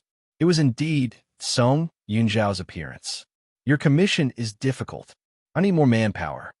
Song Yunjiao jumped down from Blue Heretic and landed on the right side of the Dark Assault's cockpit, looking at Ray Mingkai face to face. For this, you want to take this big trouble away. Ray Mingkai lowered his gaze and looked at the unconscious silver-haired youth whose head was covered in blood. Song Yunjiao naturally saw the silver-haired youth's miserable state, but his thoughts were already clear. He's just a puppet of the Earth United. Whether he's dead or alive isn't important. What's important is the result of the battle. As he spoke, Song Yunjiao raised his gaze and looked at White Baku's huge single eye. Result of the battle? Ray Mingkai immediately understood what Song Yunjiao meant. What a beautiful thought, but I also have the same intention. Song Yunjiao's expression was solemn at first. Then it was a look of astonishment. It seemed that he was a little confused by Ray Mingkai's words. Then, Ray Mingkai quickly reported a set of coordinates. This is where the result of the battle is. Originally, we used it to get rid of the Earth United's pursuers when the battle was intense. But now, it seems that it can be used in exchange for the life of this little guy. Song Yunjiao looked at Ray Mingkai suspiciously, then nodded silently. Then, he bent down and entered the pitch-black cockpit. After groping around for a while, he rescued the unconscious silver-haired boy. His name is Swain Carlbein. He'll probably come to you in the future. Song Yunzhao, who was holding the silver-haired youth, stared at Ray Minkai and slowly said this sentence. And Ray Minkai showed a smile that said, I knew it. Really? If he, Swain, wants to come to me, I'll welcome him at any time. Song Yunzhao nodded slowly, then returned to Lan Yidwan's feet without looking back. He pulled the sling down from the cockpit cover and brought the unconscious silver-haired youth back to Lan Yidwan's cockpit. If you like this body, you can take it with you. Otherwise, I'll destroy it. Before leaving, Song Yunzhao gave a suggestion. Destroy it. You can't even take a person, let alone this big guy. White Cat Zero was a resolute destroyer. Since you can't take it with you, why bother? No, you can hide it first. This dark cockpit might be useful to us later. Ray Minkai made another decision. 3 hours later, Lan Yidwan, who was covered in wounds, returned to the Caucasus headquarters with a white steel skull. Under the watchful eyes of the surrounding soldiers, he threw the white steel skull in his hand onto the empty ground in front of the command building. This is the truth of the Snow Mountain Ghost. General, Song Yunzhao looked at the group of people who rushed out of the command building and said indifferently, This is Baku. How is it possible? This is thousands of kilometers behind the front line. How can Zaf's Baku appear? Could it be that the man didn't die at all? Looking at the white steel skull in front of them, everyone couldn't help but tremble. In their minds, they thought of the man who single-handedly overturned the situation of the Eastern Mediterranean Sea. I don't know about this. Now, I have deciphered the truth of the Snow Mountain Ghost. The mission has been completed. Song Yunzhao's voice came from Lan Yidwan's cockpit and echoed in the air above the base. It also attracted Lita Weiler, who was a step behind to find him. Yes. As expected of the giant snake's tail, it's definitely the right thing to ask for your help. However, we should have had another pilot who participated in this operation. Where is he? Dead. Song Yunzhao's answer was unusually straightforward. It was so straightforward that everyone present couldn't believe it. No, impossible. That was an elite that we carefully cultivated. How could he die in a place like this? Hey, General, you weren't at the scene. You don't know what happened. Lita Weiler, who had arrived at the first moment, tacitly covered for Song Yunzhao. General, you can ask your subordinates. When we were passing through a valley, we encountered several avalanches. If it wasn't for Yunzhao and your elite pilot who brought up the rear, you wouldn't have just lost a single pilot. You would have lost an entire army. When Lita Weiler was talking about the situation, he didn't forget to mention a few people who had personally experienced it to increase his credibility. But the person in charge of the Caucasus headquarters knew what happened to his subordinates. However, it wasn't good for him to report the loss of the darkness to his superiors. While he was hesitating, the general's gaze fell on the white steel skull that Lan Yidwan threw on the ground. In the next second, a flash of light appeared from the depths of his eyes. Cough. Let's put an end to this matter. Everyone from the giant snake's tail, you have done well. The remuneration that we discussed before is already prepared. You can collect it at any time. Also, I hope that when the next mission comes, you will still be our business partner. Of course. Seeing that both sides had reached an agreement, Lita Weiler went with the flow. However, Song Yunzhao's next words made Lita Weiler's smile freeze. Sorry, the giant snake's tail has accepted a new mission. We are going to the universe. What? In the snowy mountains that were ruled by the cold wind, loud rumbling noises constantly reverberated. From afar, it sounded as if the snow piled up at the peak of a mountain could no longer bear its own weight. Amidst the unwilling roars, the snow rolled down from the peak, crushing and burying all the creatures and objects that stood in its way. Amidst the rolling avalanche, a pitch-black MS that was placed in a cave completely disappeared from this world amidst the rumbling of the avalanche, waiting for an opportunity to see the light of day again. We will come here in the future to unlock its seal. Looking at the cave that was gradually buried by the avalanche and the valley in front of it, Lakis was puzzled and asked, Maybe this is just to be prepared. If it's possible, I don't wish to use this black assault. Is that so? I understand. Lakis nodded slowly, then looked to the north, looking at the plains under the snowy mountains.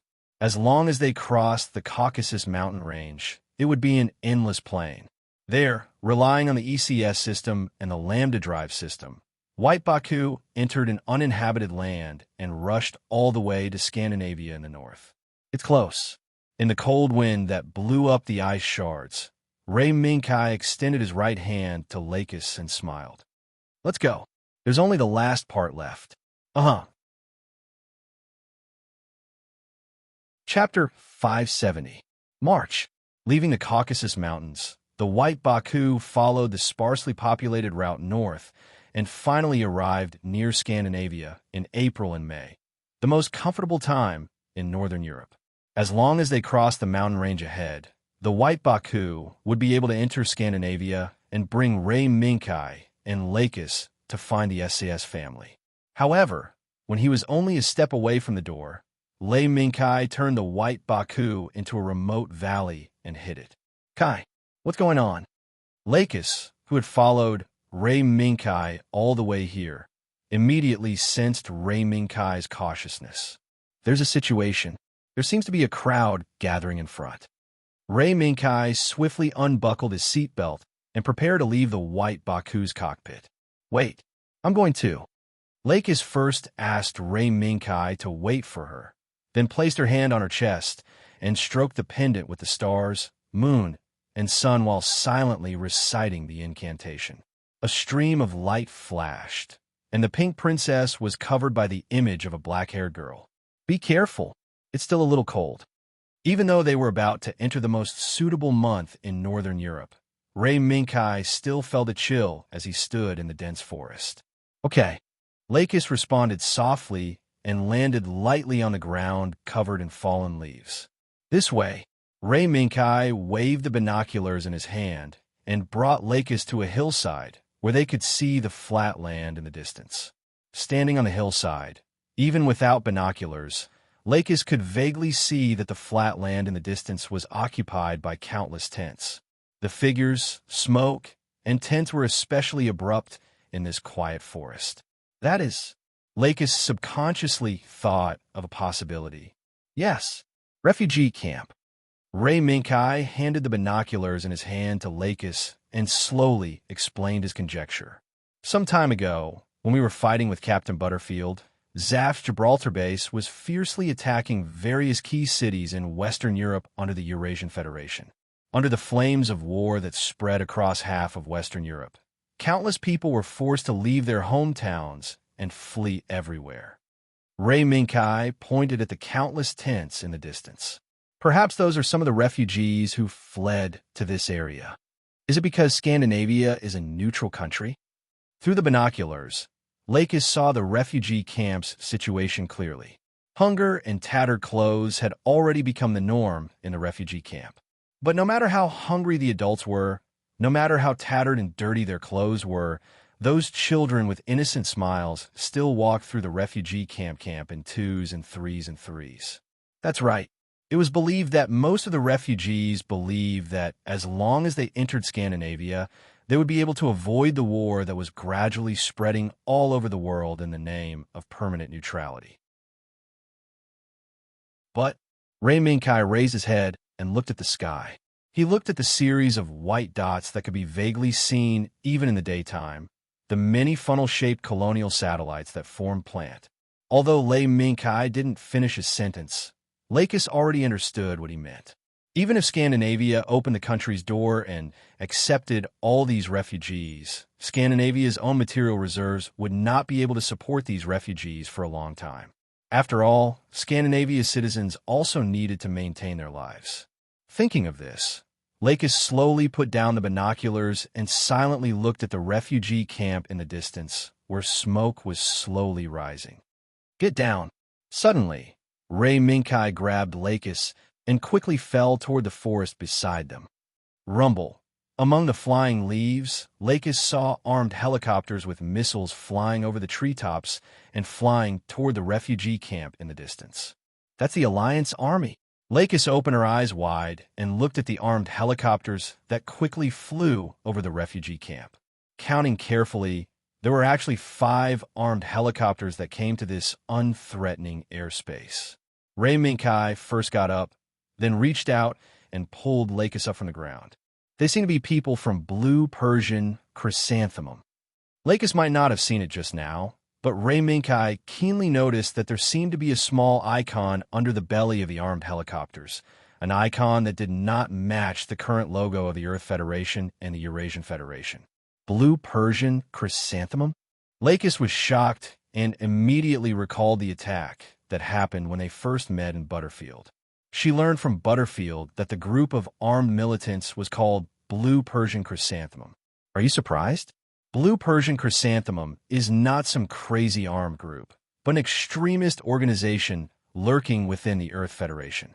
Most of the extreme actions against Plant were planned and executed by them. Lei Minkai's gaze followed the movements of the 5 assault helicopters. The location of the refugee camp was a sensitive location that could cross the border of Scandinavia with just one step forward. Under such circumstances, the 5 armed helicopters still dared to fly to such a sensitive area. Blue Persian Chrysanthemum. Are they really so unscrupulous? No, they are really unscrupulous. As the war spread, in order to obtain more bargaining chips and eliminate the funnels that they regarded as ominous, Blue Persian Chrysanthemum was probably now carrying out armed demonstrations all over the world, forcing more people, organizations, and even countries to side with them and become a part of Blue Persian Chrysanthemum. The 5 armed helicopters in front of him were probably here for this very purpose. Kai, not good. They're making a move. At the same time that Lakis exclaimed, Ray Minkai saw a flash of fire erupting from the corner of his eye. A few seconds later, rolling thunder came from the distance. It was an attack. The armed helicopters hovering above the refugee camp and scrupulously attacked the refugee camp below and the people looking up at them from below. Amidst the dazzling flames, the people who were frightened by the attack rushed toward the Scandinavian border in panic. They did not care about the warning of the Scandinavian army on the other side of the border at all. They followed the fear in their hearts and instinctively rushed toward the direction where there might be a chance of survival. Kai. Lakis's voice was a little hoarse, and her hands that held the binoculars tightly turned pale. Let's go. Lakis. Ray Minkai did not hesitate and extended his right hand toward Lakis again. Yes, but Lakis did not take Ray Minkai's hand. Instead, she stepped forward and wrapped her hands around Ray Minkai's neck. This is the fastest way to return to Baku. Lei Minkai was taken aback for a moment, but he still carried Lakis and rushed into the forest in a single stride. In less than a minute, an indistinct shadow rose from the forest and rushed towards the refugee camp that was gradually being engulfed by the sea of fire. The whistling sound of propellers cutting through the air shook the sky above the refugee camp.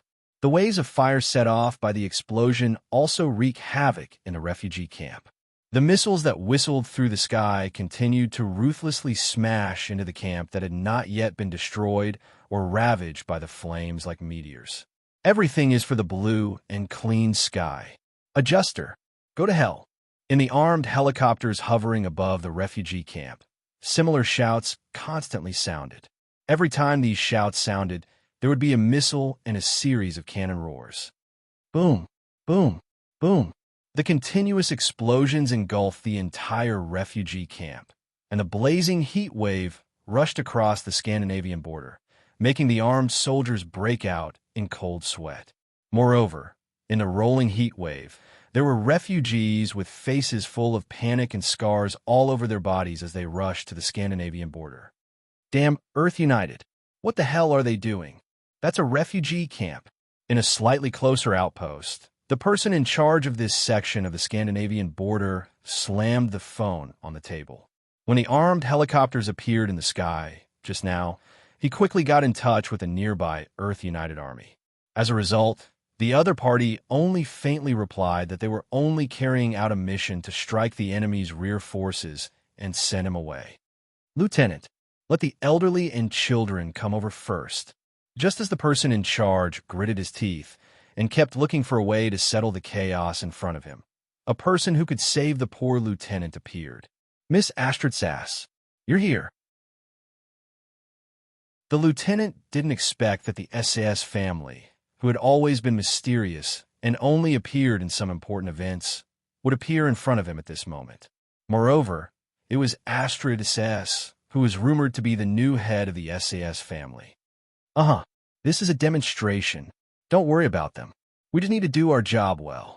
Open the border to a limited extent and let the elderly, children, and people with disabilities enter our border first. The others can temporarily move to a place not affected by the war and wait for the next round of border opening. The young woman with long blonde hair and a double moon-shaped hair clip decisively gave an order that made everyone have a backbone. Then, the blonde girl looked at the lieutenant, who didn't have time to breathe a sigh of relief. Lieutenant, don't let down your guard. Let our air defense position be ready. Since the other party has already demonstrated, then we don't have to push back the bottom line. Yes, understood. Everyone in the outpost started to get busy, but the situation in front of the border wouldn't improve in a short period of time. The armed helicopters hovering in the sky were still showing off their might and were still wreaking havoc on the almost destroyed camp. This was just a demonstration. However, no one knew if those lunatics with blue Persian chrysanthemum ideas would go crazy and attack the Scandinavian border and kill all the refugees in sight when the camp was completely destroyed. Elderly, children, you can come in first. Everyone else, please move to the left and right first and wait for the next border opening. Quick, move quickly. The soldiers guarding the border quickly and faithfully carried out Astrid Saz's order and continuously let the elderly and children in front of them into the Scandinavian border. At the same time, what surprised the soldiers was that the chaos they imagined didn't happen. Facing the roaring explosions and unscrupulous attacks, the panicked crowd still had a trace of rationality left and let the elderly and children in the crowd walk to the front, leaving the hope of survival to them. A corporal didn't notice for a moment, and when the person walked to his side, he realized that the person in front of him was actually a pregnant woman. At this moment, everyone standing behind the woman looked at the corporal nervously.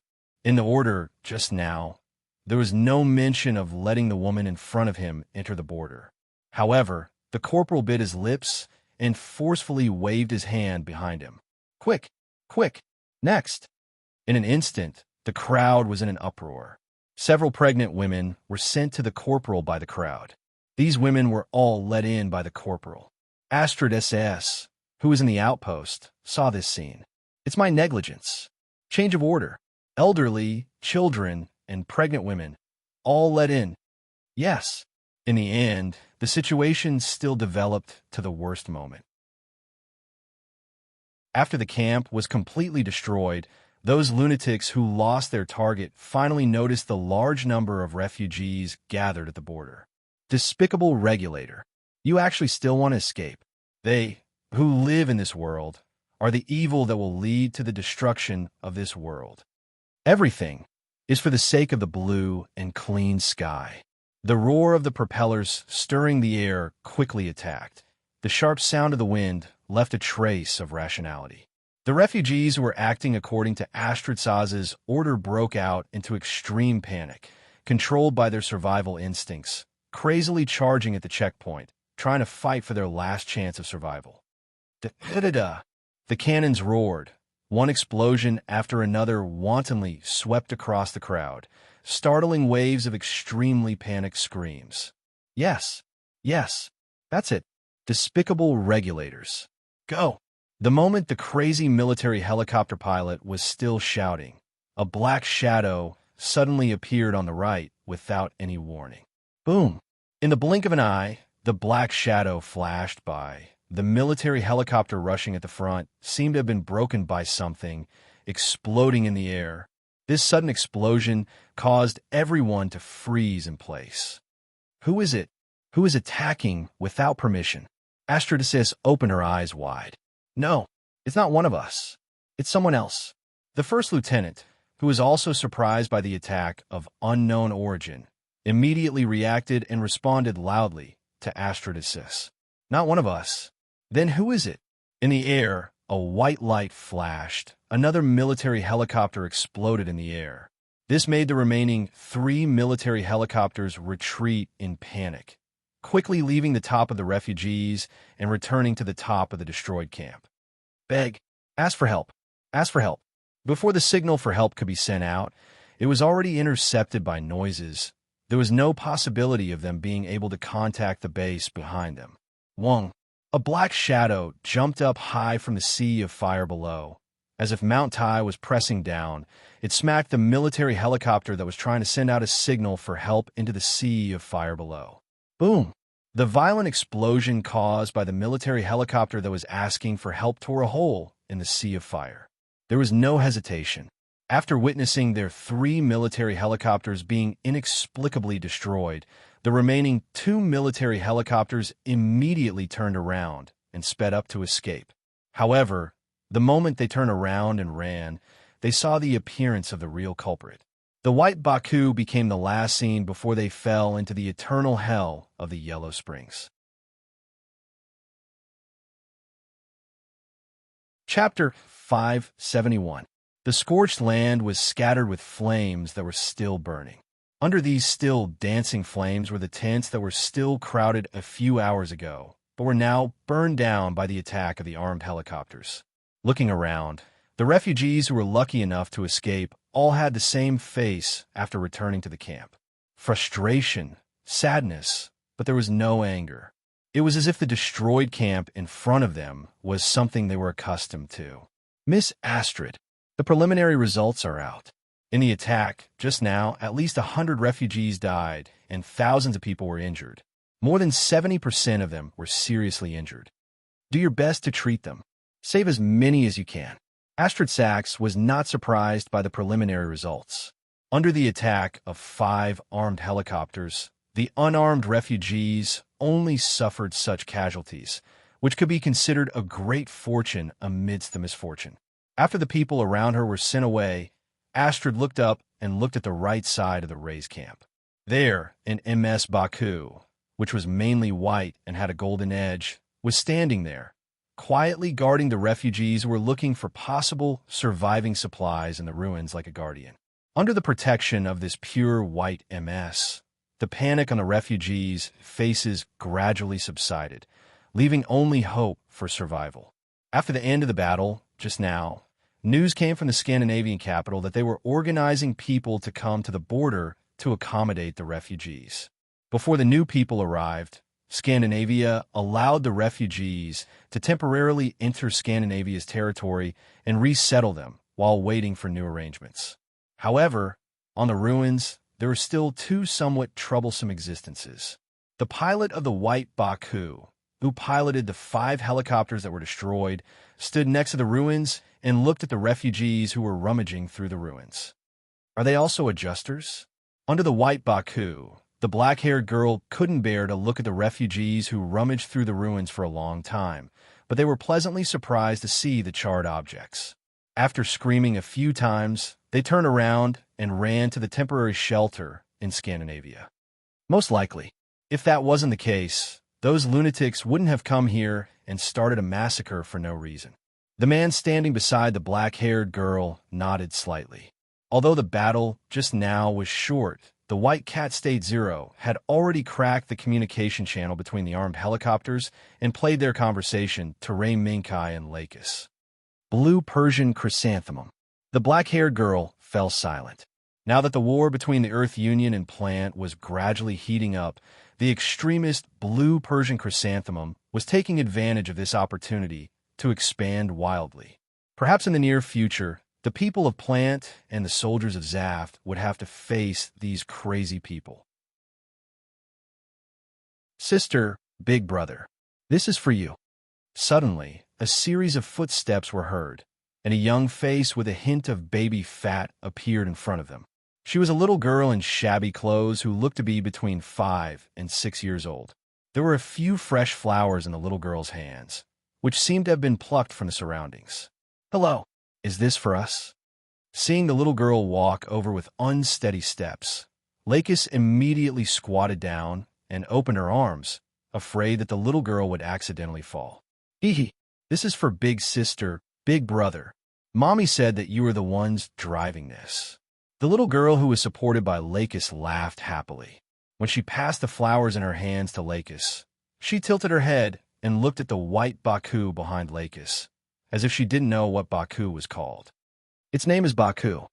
Ray Minkai raised his gaze and looked not far ahead, where a man and woman were standing. Although their faces were pale, overall, they were slightly better than the other refugees. When the man and woman saw Ray Minkai looking at them, they bowed to Ray Minkai in unison. They must be the parents who asked the little girl to send flowers to thank them. Wei Wei, your parents are still waiting for you. Go back quickly. If you're late, you won't be able to eat a hot dinner. At this time, a cold female voice sounded, attracting the attention of Lakis and the little girl. It's Sister Astrid. You are here. The little girl seemed to recognize the woman standing not far to the left of the white Baku and immediately opened her mouth to shout. It's me. Wei Wei, quickly go back and eat. I still have some things to discuss with this big sister and big brother. What caught Lei Minkai's attention wasn't the soft blonde hair, but the pair of moon-shaped hair clips in the middle of the blonde hair. Ray Minkai had seen something similar to the double moon-shaped hair clip in Lakis's pink hair not long ago.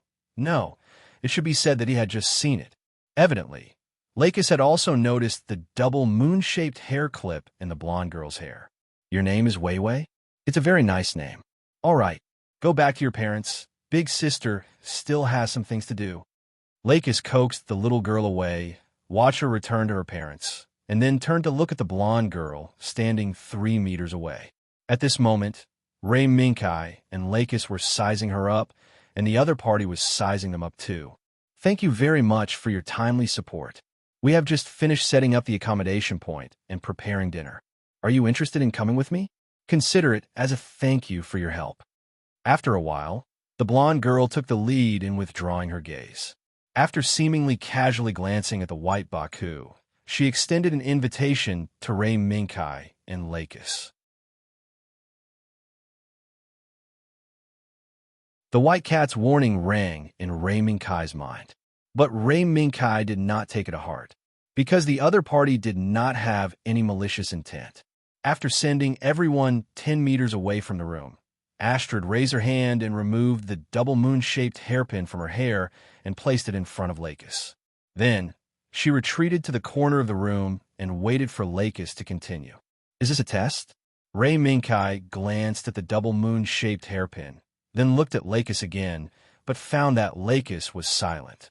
Hesitation, perhaps due to Lakis's current mood. Whether or not the other party saw through her disguise, what was placed in front of Lakis now was a multiple-choice question. Slowly, Lakis raised her gaze and met Ray Minkai's eyes. Her gaze was questioning, but it was also filled with determination. Seeing this, Ray Minkai nodded slowly and let Lakis make the decision. Then, Lakis took the double moon-shaped hairpin in her hand and gently stroked it. Seeing Lakis pick up the double moon-shaped hairpin, Astrid did not say anything, nor did she stop her. It was as if she was an unimportant bystander, watching Lakis's next move closely. Even when Lakis looked into her eyes, her gaze remained calm and unchanging. Lakis's fingers nimbly moved around the double moon-shaped hairpin. In just an instant, with a soft sound, the double moon-shaped hairpin in Lakis's hand suddenly bounced to the left and right. After half a circle, it turned into a circle, a perfect circle. Ray Minkai, who was standing beside Lakis, clearly saw that there seemed to be a faint python carved on the round surface when the double moon-shaped hairpin turned into a circle. Under the light in the room, Ray Minkai had the illusion that the python was moving, circling the Midgardian ring. This was something that only Klein could do. As expected, it's you, the sister that we have never met, Lakis Klein. When Lakis turned the double moon-shaped hairpin into a circle, Astrid, who had been treating herself as a bystander, finally voiced out her intentions. But for some reason, Ray Minkai vaguely sensed that Astrid had heaved a sigh of relief after Lakis passed the test. Astrid sass, is this enough? Lakis put the circle hairpin on the table and asked Astrid. Astrid smiled, and pointed at the side of her face. No, there's still one more thing to do. Please remove your disguise. This place is already safe. Our sister. After saying that, Astrid looked at Rei Minkai. Please don't be nervous. The princess's night protector. This place is already safe. Otherwise, you wouldn't have come all the way here, right? Rei Minkai secretly communicated with the white cat, State Zero. After confirming that there were no hostile targets around, he nodded at Lakis. After receiving Rei Minkai's confirmation, Lakis slowly heaved a sigh of relief. She knew that her choice just now was not wrong. Then, it was time for both sides to show their trump cards. In the name of Visser, be liberated. A stream of light flashed, and pink hair flew. Lakis Klein's face appeared in front of Astrid's surprised expression. This, Jormungand really didn't lie to me. Lakis Klein, is your disguise really that realistic? As soon as Jormungand's name appeared, the atmosphere in the room seemed to lighten up. Or rather, both sides found a common ground that allowed them to adapt to each other. No, this is something that Kai lent me. Lakis raised her hand and gently touched the pendant in front of her heart and said with a smile, "Is that so? It seems that our princess has found a reliable night protector." Astrid looked at Rei Minkai with a faint smile. Before Rei Minkai and Lakis could react, she suddenly revealed a piece of news with a serious expression. Although it's a little late, there's something that Lakis Klein needs to confirm personally. Please speak. According to the investigation results, after confirming the existence of Lakis Klein's real body around the circle of Midgard, it seems that there is a mysterious force supporting the actions of the fake. Now, we have confirmed that members of this mysterious force are lurking in a small island in the South Pacific. With that said, Astrid S.S. looked at Lakis and bowed. Please give the order. According to our family's covenant, when Klein's children appear in Scandinavia, Scandinavia will obey Klein's orders.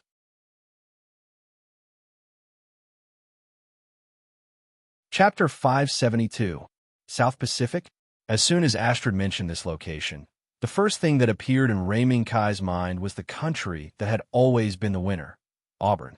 But judging from Astrid's expression, the target she mentioned did not seem to be in Auburn's territory. After careful consideration, Rei Minkai felt that there was nothing strange about it.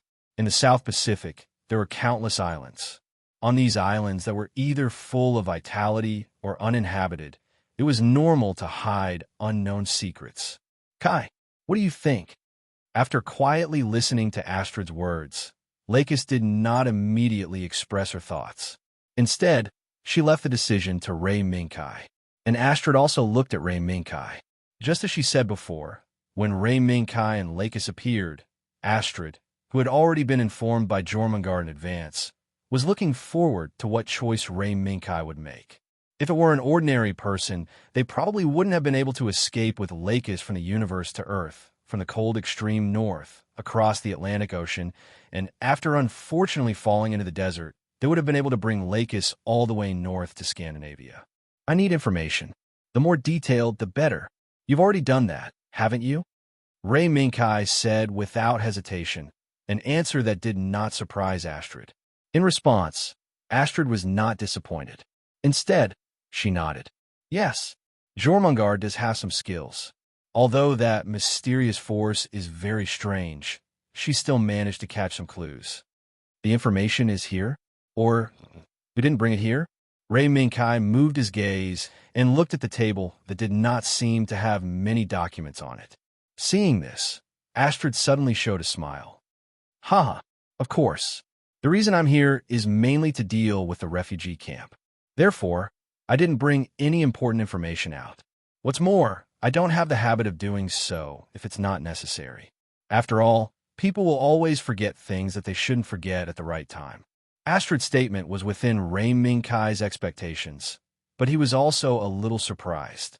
All right, the rest of the matters could be left to others to handle. Miss Lakis, Sir Rei Minkai, please follow me to the capital of the Scandinavian kingdom. Just a few steps away, Astrid cried out in surprise. Oh, right, I forgot one thing. Your Excellency Rei Minkai, your body? Is there any arrangement in Scandinavia? After stating his decision, Ray Minkai first returned the question to Astrid. Do you think Scandinavia has a transport force that specializes in carrying MS? Scandinavia had always been neutral and did not participate in any war, nor did it participate in any international disputes. Therefore, when the war between Earth United and Plant became more and more intense, and they analyzed each other's cutting-edge combat power, Scandinavia was still the same. They trained soldiers with pre-war requirements and standards, and even used pre-war weapons and equipment to defend the country. In such a situation, when facing the white Baku brought by Ray Minkai, it was indeed a bit embarrassing.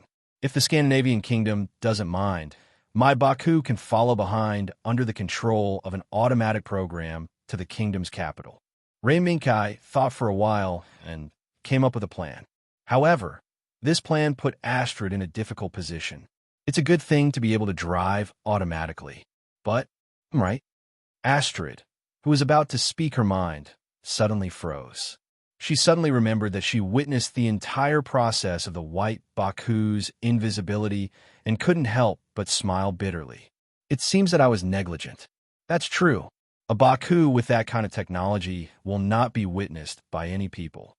Astrid said, and subconsciously added another sentence in her heart.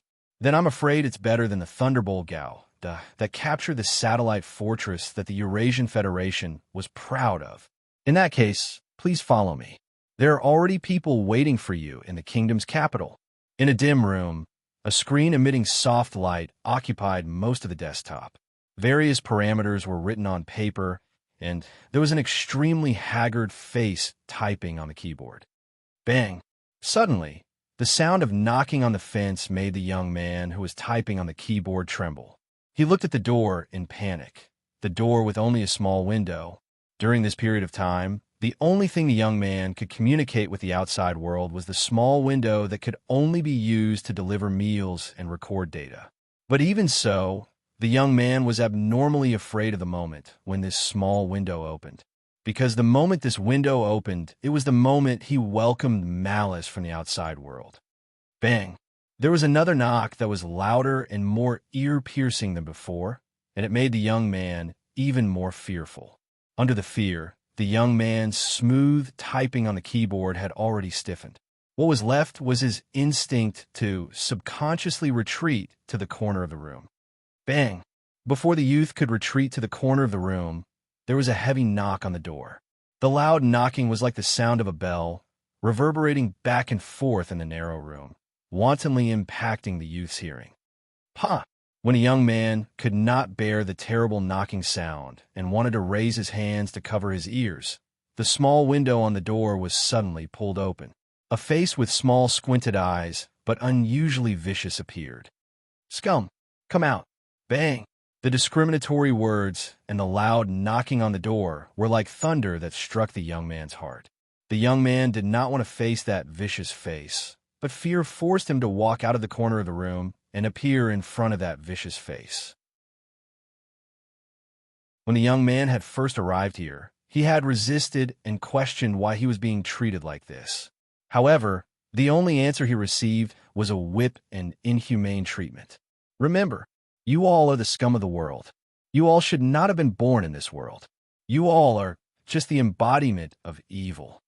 As if in the endless pain, the young man who fainted had these words continuously reverberated in his ears. This young man who grew up in a neutral country and did not know about the evil that the world gave birth to towards the group that he belonged to was deeply impacted. You seem to be quite spirited. You are slacking off.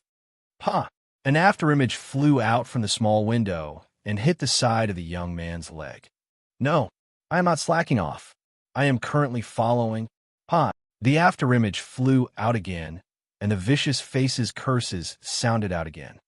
Scum, don't think that just because we are separated by this small window, I cannot punish you.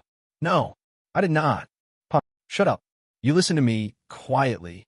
3 hours later, there will be someone coming to pick you up and leave this place. Before leaving this place, you must finish all the work that you have on your hands. Otherwise, after leaving behind some fierce words, The vicious face turned around and left, not caring about whether the young man agreed to his request or not. The young man looked at the small window that closed and could not help but let out a sigh of relief. At the same time that he fell onto the ground powerlessly, the young man subconsciously touched his legs. One after another, wounds that had not yet healed but still had heart-piercing pain entered his eyes. Am I about to leave this place? At the same time that those traces of pain tore the young man apart, as usual, the young man's mind recalled the vicious face's words. Suddenly, a trace of hope emerged from the bottom of the young man's heart, driving the young man back to sit in front of the computer. According to the schedule, he still needed 15 hours to finish all the work that was imposed on him. To finish 15 hours of work in 3 hours, that was simply impossible. However, under the motivation brought by the hope of living, the young man still continued with the work that was on his hands. In the blink of an eye, in this small and narrow room, the only thing that was left was the sound of knocking that sounded like a piece of music. Time passed by little. In these 3 hours, the young man seemed to have lost all reaction to the outside world and only had the focus to finish his work. Until the moment the hour hand reached the specified time, the young man actually miraculously finished the work that was imposed on him.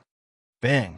In an instant, before the young man could relax from the tension of his work, that nightmarish sound came again, causing the young man's movements to freeze in midair.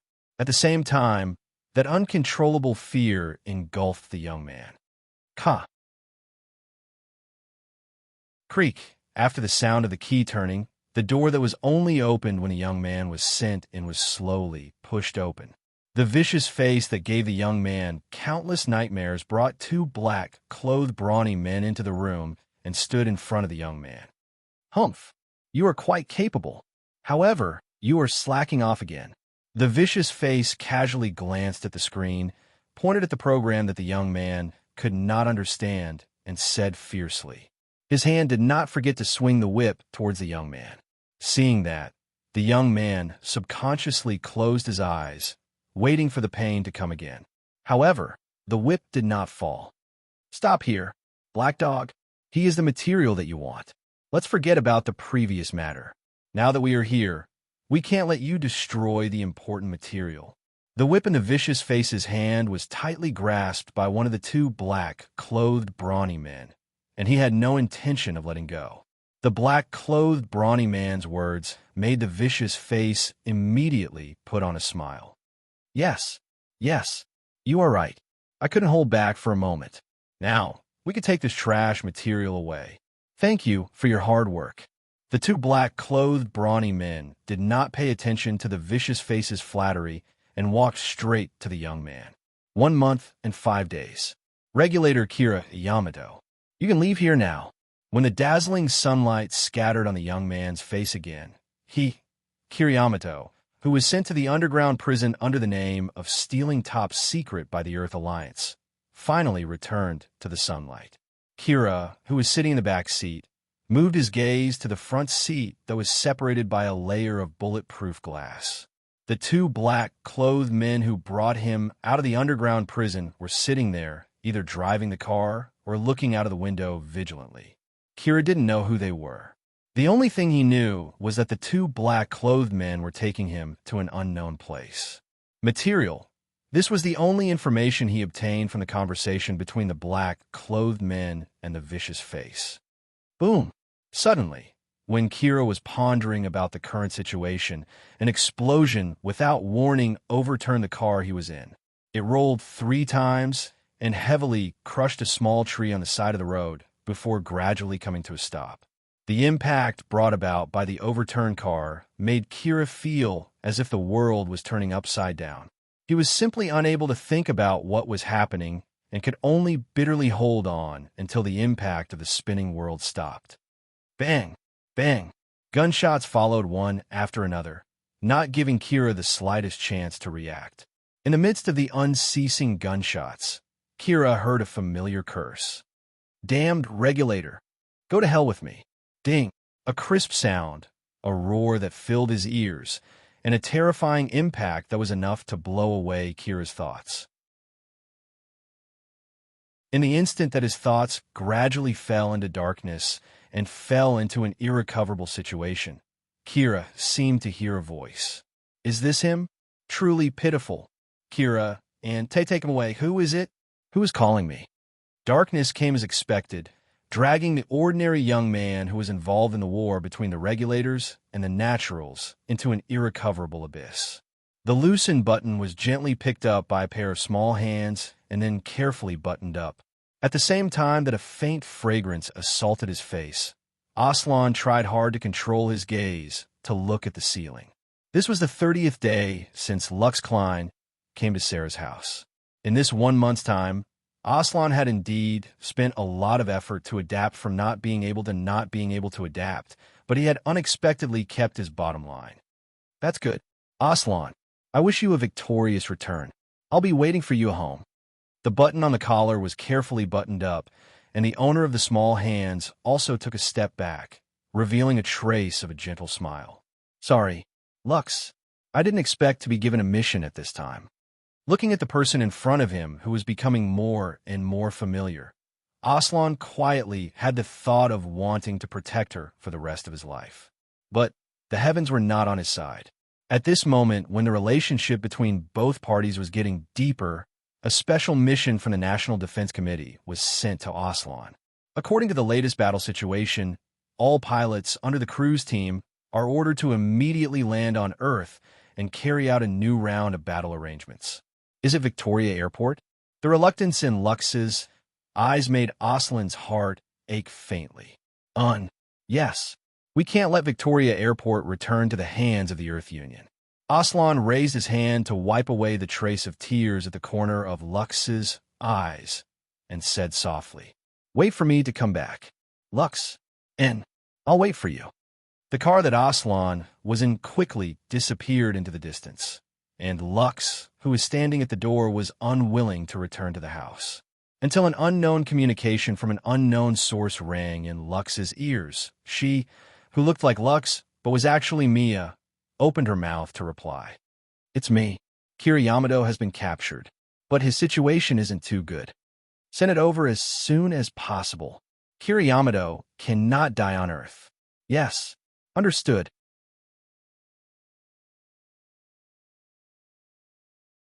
Chapter 573. I'm Lux Klein.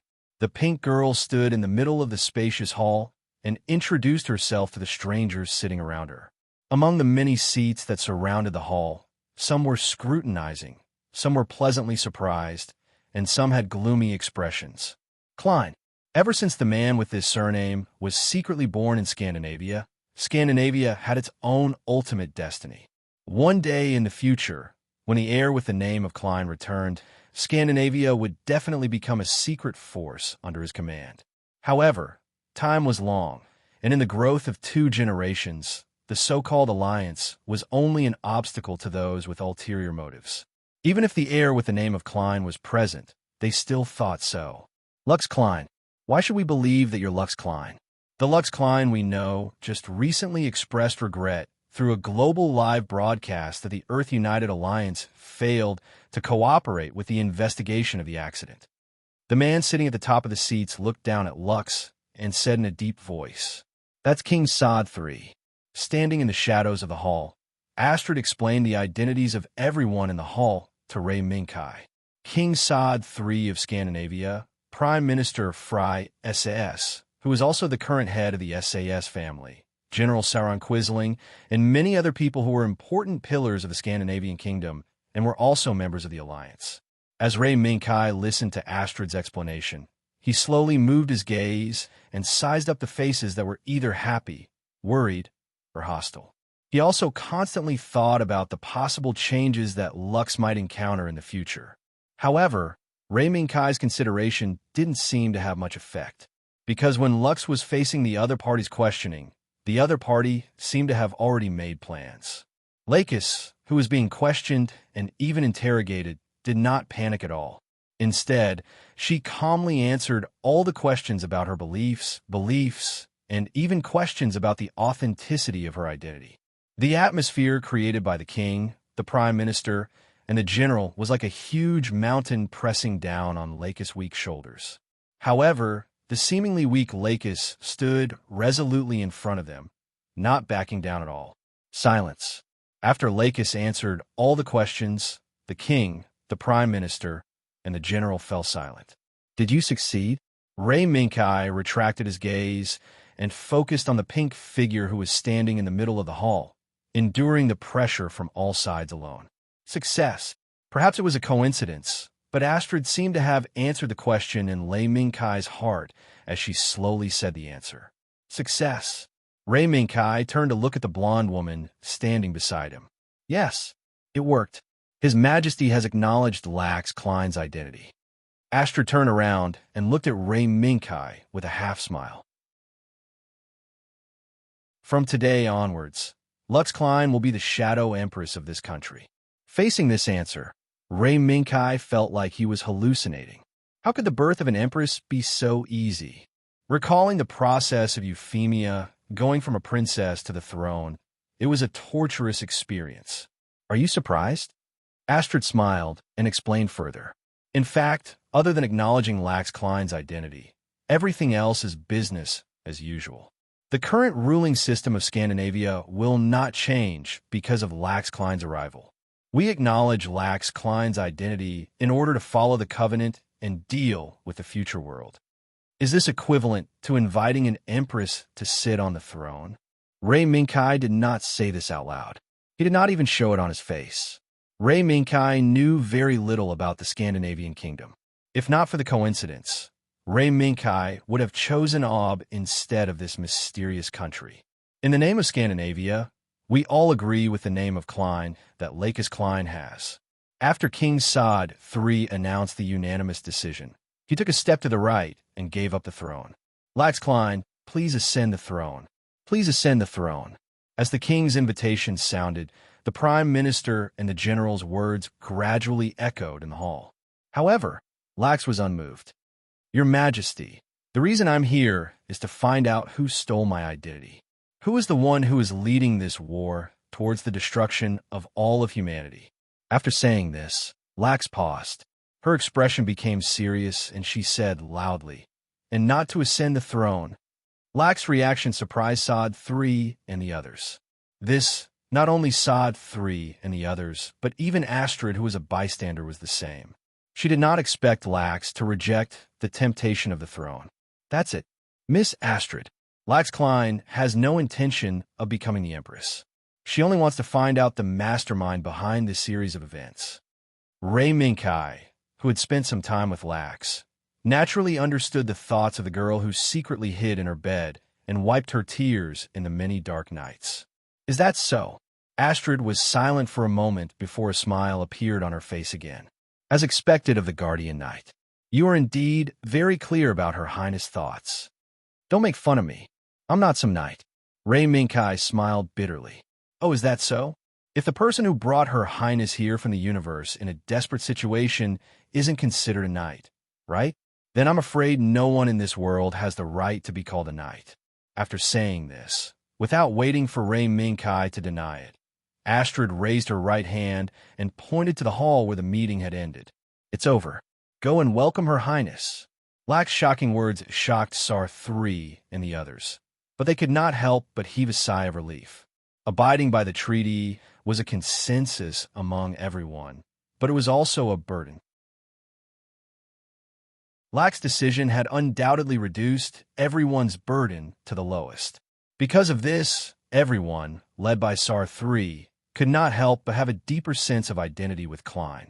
Lax Klein, I've already heard the details from Astrid SAS. From today onwards, your identity in the Scandinavian kingdom is the second daughter of the SAS family, Audrey SAS. Of course, this is only a superficial identity. In reality, your authority in Scandinavia is equivalent to mine. In certain crucial matters, I'll even listen to your orders. Sar III walked down from the throne and came before Lax, announcing the final decision. Lux listened quietly, and only after Saad III finished speaking did she slowly nod her head. I understand. Then, from now on, my public identity is the second daughter of the SAS family, Audrey SS. That's right. We've already sent people to deal with the matter you mentioned earlier. You can ask Astrid Sass for more details. I've already authorized her to take full responsibility. As the two conversed, Ray Minkai and Astrid had already walked over. Ray Minkai's arrival also attracted Sar 3's attention. Oh, so this is the night that Astrid and Jormungand were praising? Not bad. Without waiting for Ray Minkai to speak, Sar 3 sized up Ray Minkai and then praised him. No, this is nothing. Actually, I have a presumptuous request. I hope your majesty can help. Ray Minkai did not feel much about Sar 3's praise. In the distant space-time, in terms of authority, Ray Minkai, as a prince of the Britannia Empire, was even more powerful than the Scandinavian kings. Oh, please speak. Judging from Thad 3's behavior, he seemed to already know some things about Ray Minkai and Lux's journey. Somewhere in the Caucasus Mountains, I've hidden the captured Earth's new MS in a cave that was buried by an avalanche. Your Majesty, is there a way to bring it back? Earth's new MS? The moment Ray Minkai said this, it immediately caused Sar 3 and Astrid to exclaim in surprise. It even attracted the attention of someone not far away. Your Majesty, didn't you guys mention the new MS from Earth just now? The man strode over and stared intently at Ray Minkai. At the same time, he asked Sod 3. Yes, it's in a cave in the Caucasus Mountains, but we have to think of a way to bring it back. Ray Minkai glanced at the person. Sauron Quisling. This man with the surname of the ancient Scandinavian royal family seemed to be very enthusiastic about the so-called new MS, Your Majesty. If it's just a cargo buried under an avalanche, I have a way. Sauron Quisling looked at Sar 3 with blazing eyes. Do it. But after it's brought back, only Sir Knight can decide what to do with it. Yes, Your Majesty. Your Majesty. Although the order was different from Sauron Quisling's idea, the general, who had long been envious of the new Scandinavian equipment like the MS, left the hall like the wind and gathered his reliable subordinates to prepare to bring back the dark assault hidden by Ray Minkai in the Snow Mountain. I didn't expect Sir Knight to bring us one surprise after another. Sar 3 looked at his general's energetic back and couldn't help but sigh. No, this is just a coincidence. Ray Minkai shook his head and didn't take it seriously. Moreover, Astrid didn't seem to have told Sar 3 about the existence of White Baku. Okay, let's end today's meeting. There's still a welcome party at night. I hope the two of you can come personally after you've rested enough. Ray Minkai and Lakis gladly agreed. After leaving the hall, Astrid, who brought the two here, found an excuse to leave, leaving the two of them to walk along the road ahead to the car that was already waiting to take them to Saskatoon's residence. At first, Ray Minkai and Lakis didn't speak and just walked quietly. Amidst the rustling of the leaves in the breeze, Lakis gradually slowed down until she was a few steps behind Ray Minkai. Ray Minkai stopped and looked back at Lakis. Lakis seemed to have something to say, but after the corner of her mouth moved, she stepped forward again without saying a word. She walked in front of Ray Minkai and smiled. Let's go. Kai. Not long ago, on the distant side of Earth, the heavy door was slowly pushed open. A young girl carefully moved into the house step by step through the gap in the door. Then, she closed the door even more carefully. After doing this, the girl quietly walked up the stairs to the second floor. After sizing up the corridor that didn't seem to have anyone around and no one would pass by, she took a step forward and carefully and quickly walked to the end of the corridor. Not long after, the girl, who had carefully completed a set of stealthy movements, stood in front of the familiar door and heaved a sigh of relief. As long as she pushed open this door, she should be safe for the day. Creak, the sound of the door being pushed open gave the girl a fright. Immediately after, before the girl could size up the room, a voice that made the girl tremble sounded. I don't remember our Asha family having such an education. Educate your children to be like thieves, acting stealthily. Father. The girl stared at the innermost part of the room with widened eyes. There, a middle-aged man with long hair and a neatly trimmed beard was sitting steadily. He was the girl's father, as well as the Prime Minister of Ob, Rumi Nara Asha. The girl who was caught in the act was Prime Minister Ob's daughter, Kukli Yura Asha. Kukli, you just came back from home a few days ago, and you're already thinking about the outside world? Rumi stood up and walked step by step to Kukli, looking at his naive and reckless daughter. No, it's not like that. I just...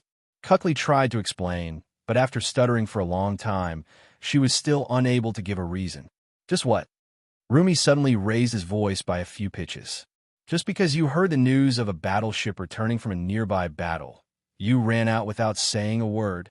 Kukli knew that she was in the wrong, but she wanted to continue explaining. However, Rumi didn't give her any chance to explain. A red invitation card with golden words printed on it was placed in Kukli's hand. Since you like to go out so much, then you can represent Ob to Scandinavia and participate in the banquet held for the second daughter of Susi family, who has returned from studying abroad.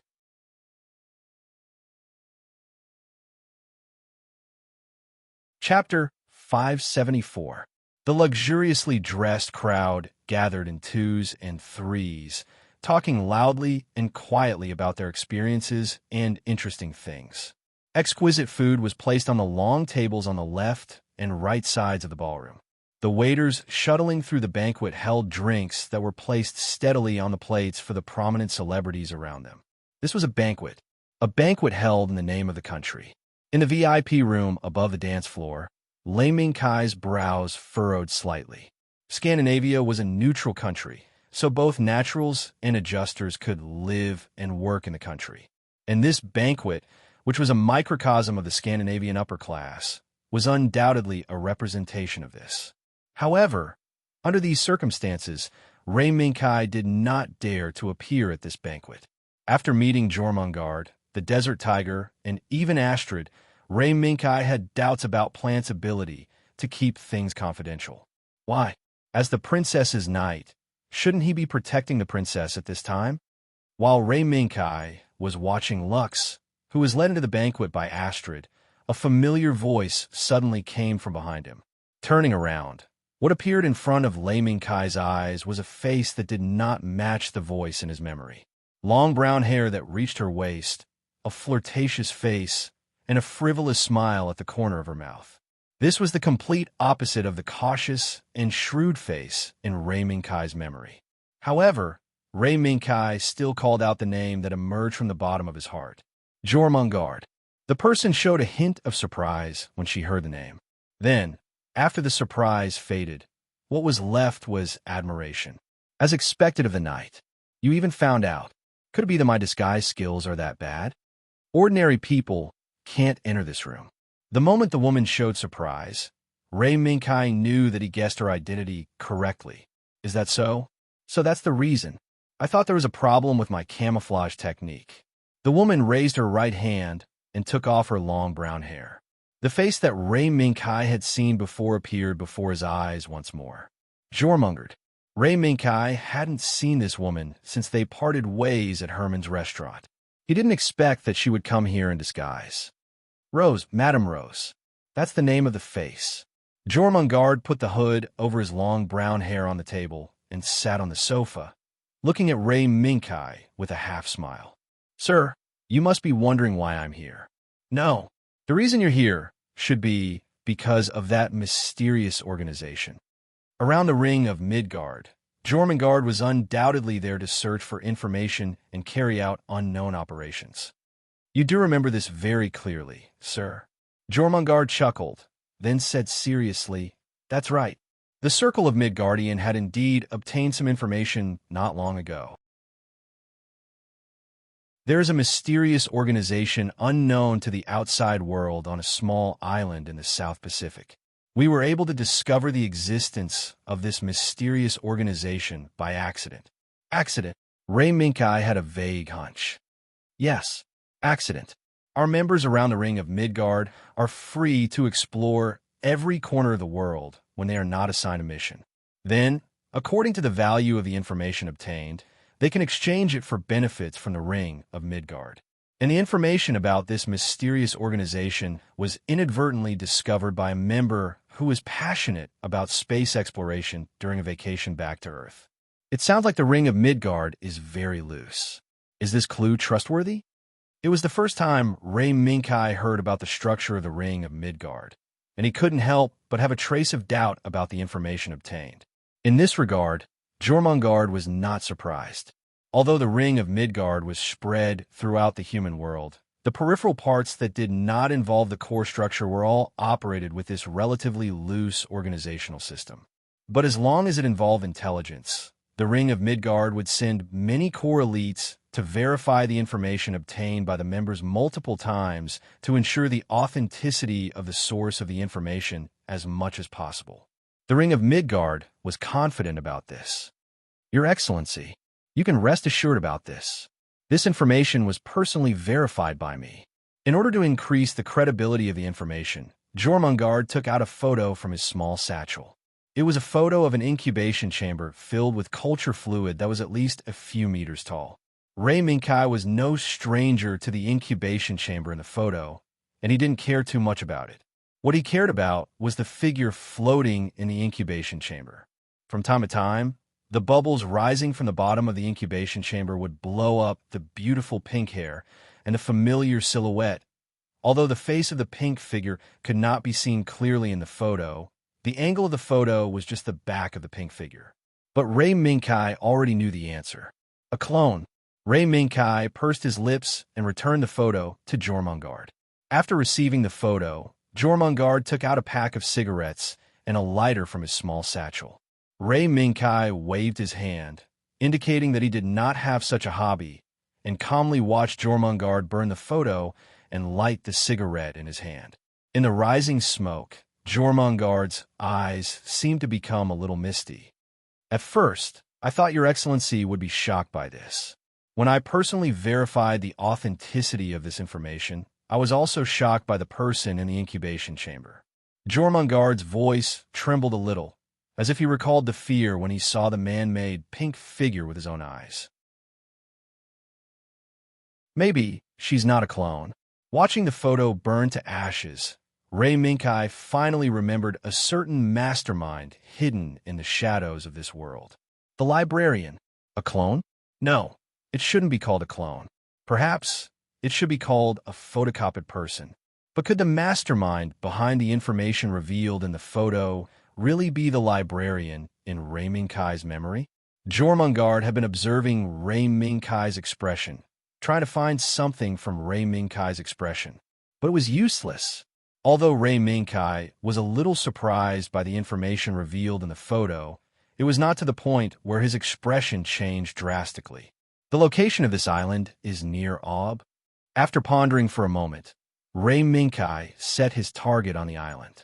Well, yes, it's an uninhabited island about 338 nautical miles west of Ob. The surrounding situation? Is there a garrison force? Ray Minkai began to think about how to get to the island and figure it out. No, there's no place to pay attention to in the outer waters of the island. It's just that after landing on the island, you must always pay attention to the surrounding movements, because the island is full of all kinds of hidden sentries. The only reason I was able to sneak in and take that photo was because of some luck. Jormungand shook his head and raised his hand to draw a circle on the table, acting as a map of the island. Loose on the outside, but tight on the inside? If not, I'm afraid it's difficult to disguise as an uninhabited island. Jormungand's information gave Ray Minkai a general plan, but it still required some time and detailed analysis before he could take action. If the mysterious organization on that island was really a librarian, then that island was just one of the bases that had as many librarians as there were stars in the sky.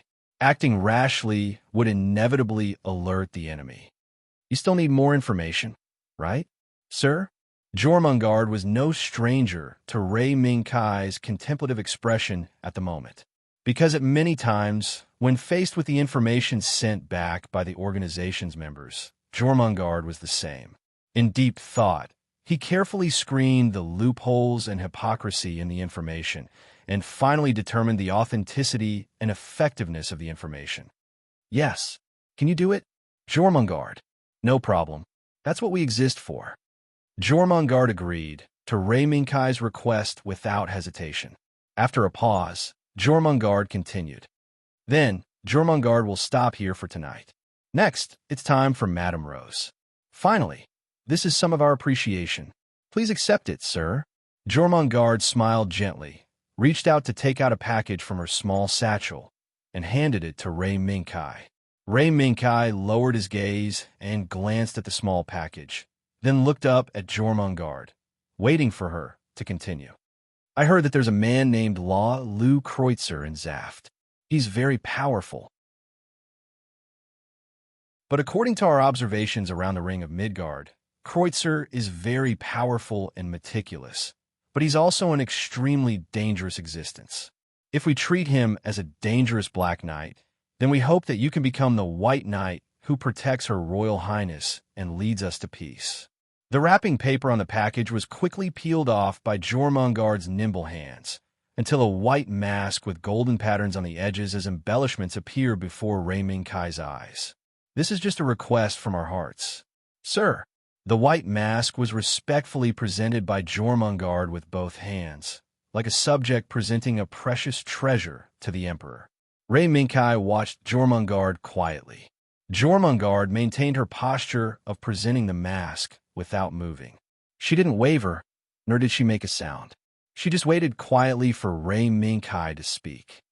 I promise. In the next second, Ray Minkai raised his hand, picked up the white mask from Jormungand's hands, and put it on. Now, I can finally go out and meet people. Jormungand was taken aback, then smiled gently. Indeed, the banquet was already halfway through. While enjoying the delicious food, the conversation segment gradually came to an end. At the beginning of the banquet, the black-haired girl, who was personally brought to the banquet by Astrid Sarah and received everyone's attention, once again became the focus of the banquet. The second daughter of the Sarah family. She had never appeared before the eyes of the world.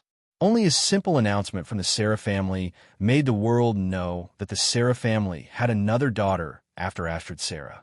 Although unlike Astrid's sun-like blonde hair, this mysterious second daughter of the Sarah family had a head of beautiful black hair, but no one at the banquet thought it was strange. In the current era, where the regulator technology was widely used, the hair color of the offspring was just a simple multiple-choice question. The music gradually sounded. The segment for the young people began. The young people at the banquet began a clamor. Audrey, it seems that everyone likes you very much. Astrid, who was no stranger to the current situation, smiled and said casually to Lakis, everyone is just curious about me. Lakis shook her head slightly. She had no interest in the young people who were gradually clamoring. She simply moved her gaze and slowly searched the banquet scene. Are you looking for Kai? Astrid sensed Lakis's movement and smiled knowingly. Oh no, I'm just a little confused. The banquet has been going on for so long. Why hasn't Kai appeared yet? Lakis waved her hand. Really? Probably because he doesn't want others to find out. After all, Kai can't disguise like you, right? Astrid knew very well where Ray Minkai was now and who he was talking to, but she didn't expose him. She just casually found a reason. Really? Lakis just realized that there seemed to be many regulators in the banquet. With the magical holographic projection necklace, she naturally wasn't afraid of the regulators seeing through her identity, but Ray Minkai was different. In the dark, Lakis subconsciously raised her hand to touch the necklace in front of her chest. Okay, get your spirits up.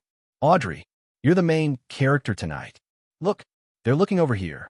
When Astrid's voice came, Lakis clearly showed resistance. There was a commotion as if the young people were fighting for a dance partner. Miss, I wonder if I have the honor of dancing with you? When the invitation came, Lakis was about to speak, but she was stunned. This voice was very familiar.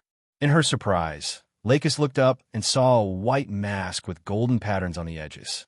However, Lakis recognized the person wearing the mask at a glance. He was clearly the man who led her and protected her from the Silver Wind incident to the Scandinavian kingdom, Ray Minkai. The white mask had a familiar smile. He invited again. Beautiful miss, I wonder if I have the honor of dancing with you? Lakis's gaze gradually calmed down, but her heart was in turmoil. Yes, I'm willing.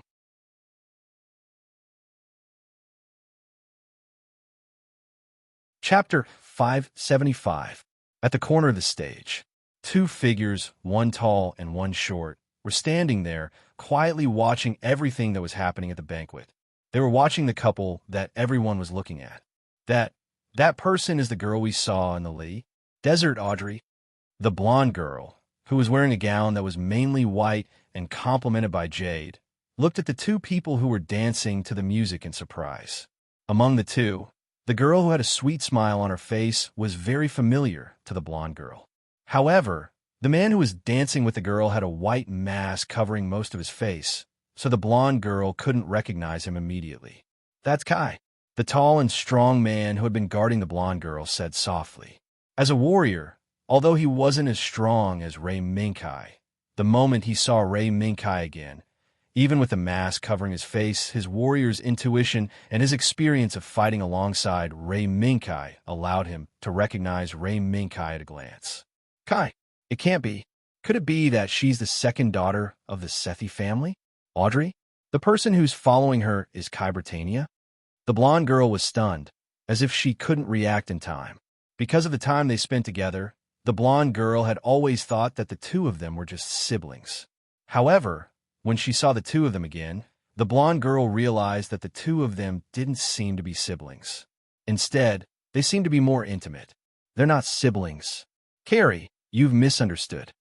The man was silent for a moment, but he still slowly revealed the secret that most of the people in the campsite had a tacit understanding of. Ray Minkai and Lakis' behavior in the campsite made them seem like siblings, but whether it was him or Seb, Sasaka, they could see through the relationship between the two. However, when Ray Minkai was still unconscious, Lakis didn't show the dependence of a sister on her brother, but a deeper level of affection. It can't be. Why didn't I know? Sasaka, you're not lying to me, are you? The blonde girl, Carrie, who had been chased to the extreme north by her father from the other side of Earth, was stunned. She looked at her protector in disbelief. "It's true." Sasaka nodded expressionlessly. However, he sighed inwardly. Prime Minister Aubrey didn't chase Carly to the far north on a whim. Instead, he wanted Carly to have a good look at this neutral country and try his best to interact with the new generation of this country. But from the looks of it, Shimi's idea was probably going to fall through. Thinking of this, Sasaka could not help but feel a trace of bitterness in his heart, but there was nothing he could do to change it. Just as the two of them were watching and thinking, the dance that was destined to be the focus of the banquet gradually came to an end. This was the first dance that pushed the atmosphere of the banquet to its peak. As the music gradually faded away on the dance floor, the moment the two of them finished the dance with the last note, a thunderous applause rang out.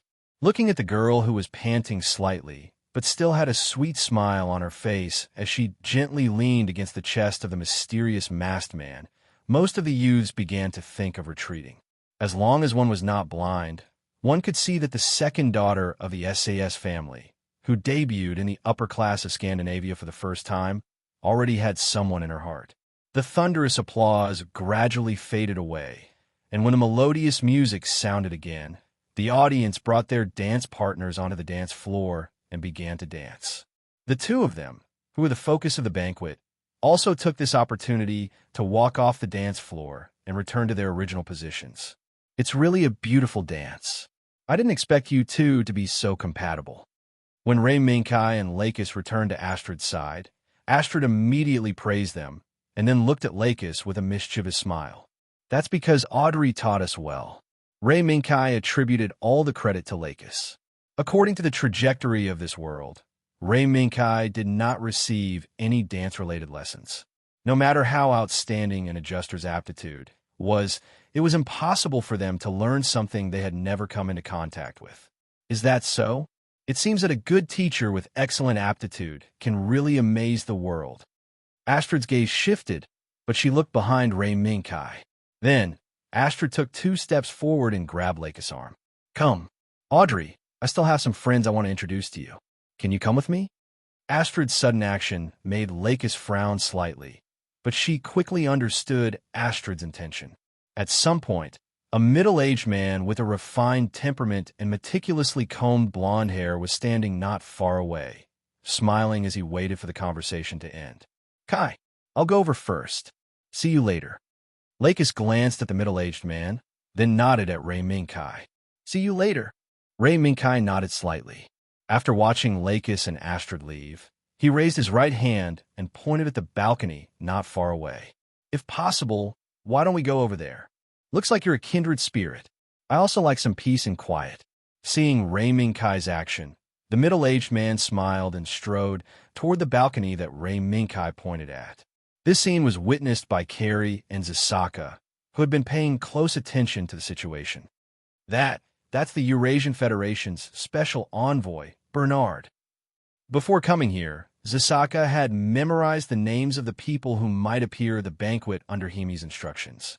However, he never would have thought that the great figures ranked in the top 3 would suddenly appear and unexpectedly come into contact with Lei Minkai, who seemed to be unknown, but was actually very strong in battle. The Eurasian Federation's special envoy? Won't that drag this country into this war? No way. I'm going to see Audrey.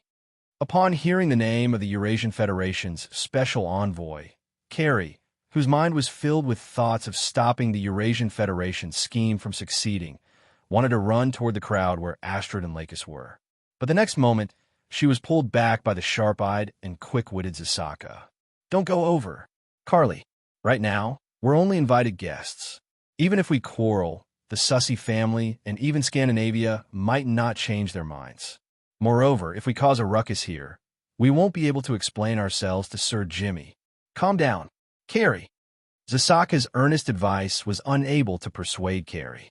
On the contrary, Carrie's struggle became more and more forceful.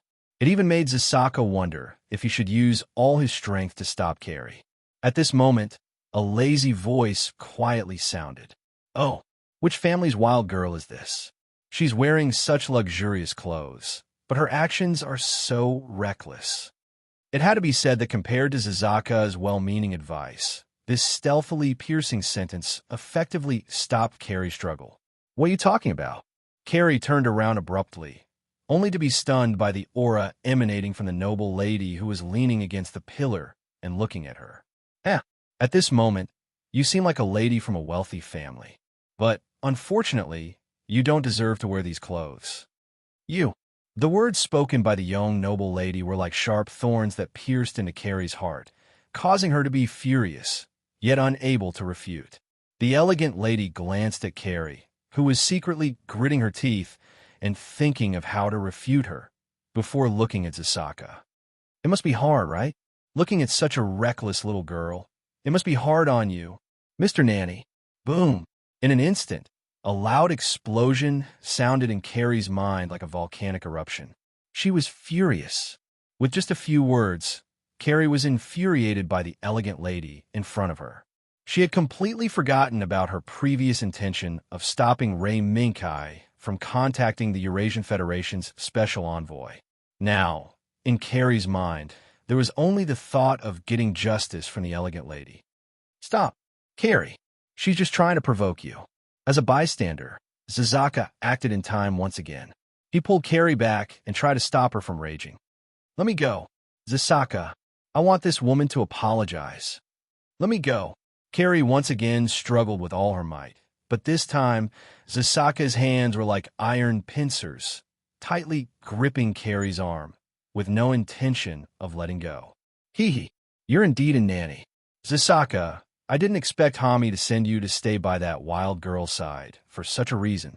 The instant the mocking laughter sounded, in Zasaka's eyes, the elegant lady was simply as terrifying as a demon.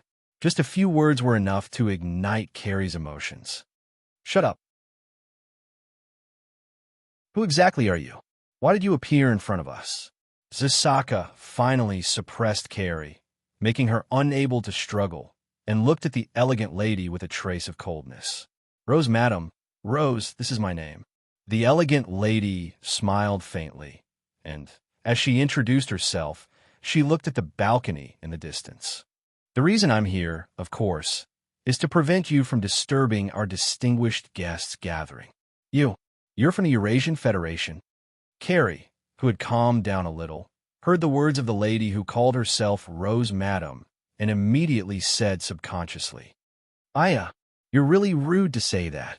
How can someone like me be a member of that group of lunatics? Indeed, in a barbaric body, there's still a barbaric soul. You, Carrie, who was once again stung by Rose Madam's words, was about to retort when she finally remembered that she was under Zasaka's control. Let me go. Zasaka, I'll calm down. Carrie took a few deep breaths and said softly. But Zasaka subconsciously moved the corner of his mouth, but he still obeyed and let go of Carrie. Sure enough, after Carrie regained her freedom, she casually brushed her clothes, smoothing out the wrinkles, as if the scene just now never happened. You've calmed down. You're just trying to provoke me. Carrie's anger was still burning, but unexpectedly, she did not do anything and only stared at Rose Madam. Don't look at me like that. If I let you rush over like that, it will be very troublesome for us. Rose Madam did not seem to care about Carrie's anger and looked at the balcony in the distance again and smiled lightly. All right, you're free now. Karjali Yura Ashar. Lucky girl.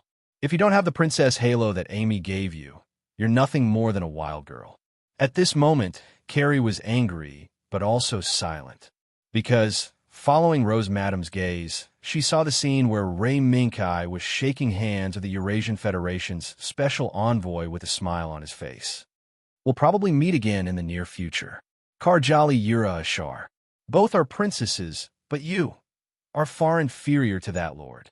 A languid voice followed the elegant figure as he left, causing Carrie to grit her teeth. However, there was nothing she could do. Zasaka, we'll probably have to stay here for a while. Zasaka was stunned for a moment, then nodded silently. On the other side, Ray Minkai, who was watching the back of the Eurasian Federation's special envoy Bernard, slowly exhaled. There was only one purpose for the special envoy to appear at this banquet. That was to rope in all the neutral countries on Earth to join their camp and participate in the war against Plan Zaft. However, the special envoy did not seem to have the intention of meeting the Scandinavian officials immediately. Instead, he chose to take the initiative to contact Ray Minkai during the banquet. He proposed that if Ray Minkai participated in the battle to recapture Victoria Airport, then the Eurasian Federation would provide a batch of materials that could be used by Scandinavia. This was an interesting condition. Although the special envoy did not explain what was in the batch of materials, from his expression, it was clear that he was not trying to keep Zhang Heng in suspense. Did you do this? Yes. I'm very sorry. I didn't inform you in advance. As soon as the voice fell, a figure appeared behind Ray Minkai. It was Madame Rose. No, it should be Jormungand. Is it because of the body buried under the snowy mountain? The moment Jormungand took the initiative to appear, Ray Minkai had already figured out the crux of the matter.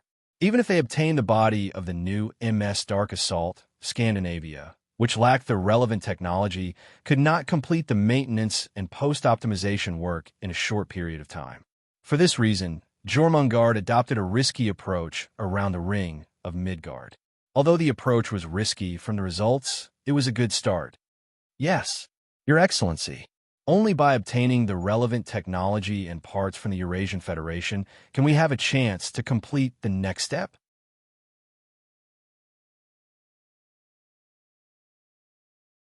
Chapter 576. Under the lights, the huge black steel giant was lifted from the heavy-duty vehicle by the crane and placed on a mobile platform. Then, it slowly entered the temporarily cleared Naku. This was the first time the Scandinavians came into contact with a new technology. Whether it was the specifications of the containment site, the technical indicators of daily maintenance, or the equipment, it was a huge challenge for the Scandinavian technicians. In particular, it was a huge problem to repair the missing arms and legs of the pitch-black steel giant in such a situation. I didn't expect the black steel giant to be transported back so quickly. Lei Minkai stood on the high platform and looked down at the technicians who were busy surrounding the pitch-black assault device. He sighed softly. It's all thanks to Bernard's help. Astrid looked at the other side. Military trucks with the logo of the Eurasian Federation were following the instructions of the Scandinavian technicians. They lined up in a long convoy and drove into the temporary factory at the border of Scandinavia. This was a temporary factory built under the guise of producing food for the refugees. Although it was different from what it was in name, the temporary factory still transported a steady stream of food from the country to the refugee gathering points built around the Scandinavian border. This was also a form of disguise, a disguise that both sides had a tacit understanding. The Alliance is attacking Victoria Airport so soon? Ray Minkai muttered as he looked at the black steel giant being pushed into the factory. Previously, he had reached an agreement with Envoy Bernard. However, Lei Minkai remembered that there were still at least 2 months before the third battle of Victoria City. No. According to Jormungand's intelligence, the Alliance doesn't intend to attack Victoria so soon. What Bernard and the others were doing now was nothing more than attacking everywhere and using some benefits to rope in allies. After all, the military strength required to attack Victoria Airport isn't something that could be accomplished with just 1 or 2 armored units. Astra told Ray Minkai all the information she knew. Among the information, there were a few points that caught Ray Minkai's attention.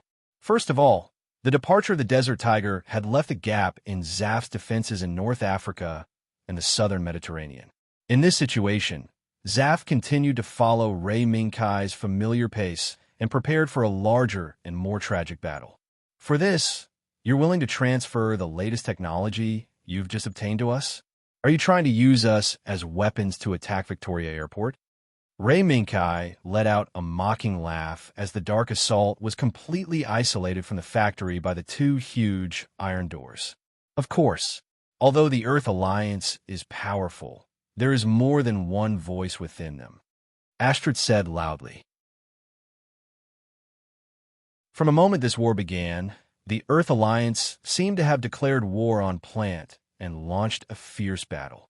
But in fact, not long after the war began, 2 important members of the Earth Alliance who had considerable speaking rights had adopted a stance of watching from the sidelines. New Star offensive and defensive battle. That was a battle that caused substantial estrangement within the Earth Union. Ray Minkai silently recited a name, knowing that Astrid's words were correct. Although the new MS technology obtained by Scandinavia was the latest research and development of the Earth Alliance, in fact, they seem to have a newer and more powerful MS. This was also confirmed by Jormungand. Astrid sighed faintly. That's inevitable. If not for this, they wouldn't be so generous. Moreover, the advantages and disadvantages of the MS can't be determined by one-sided data. The pilot who drives it is the decisive factor. Otherwise, no matter how good the MS is, it's just a huge piece of scrap metal. That'd sound like something like that. Ray Minkai's words made Astrid smile slightly. Then she continued to ask, "Then, are you planning to go to the Earth Alliance's base in the Middle East after the Dark Assault is repaired, or do you have other plans?" Ray Minkai pondered for a while, constantly calculating his next move in his mind. "What do you think?" "What do I think?" Astrid was taken aback. Then she showed a playful smile. "You're really good at changing the topic. But if it's possible, I suggest you go to Ob first. After all, the princess is still here. If she's still here, it'll be difficult for us to carry out our mission. Oh, yes. If it's Victoria, we can still stall for time. Also, I'm afraid the existence of the small island will make you feel uneasy, right?" "Indeed. As long as the mystery of the small island was not solved, the dark clouds that shrouded Ray Minkai's heart would not disperse." Just as Astrid had said, there was a great opportunity for Lei Minkai and the others to go to Aubrey legitimately. Is this the reason why there hasn't been any progress in the restoration of the Dark Assault, and why I have to escort Miss Audrey to Aub for a friendly visit? Yes. At this moment, the 2 of them smiled tacitly. A notice from the Scandinavian kingdom was placed in front of Carrie. Carrie looked at the announcement that was only the size of an A4 paper with only a few hundred words on it several times. She was unable to react for a moment. "Zasaka, who exactly is Scandinavia?" "I don't know, but as a matter of national etiquette, this is inevitable. Miss Carey, you personally came to this country to participate in the banquet held for the second daughter of the SAS family. As a thank you gift, their actions are understandable. After knowing the contents of the notice, Zasaka had only expressed his opinion.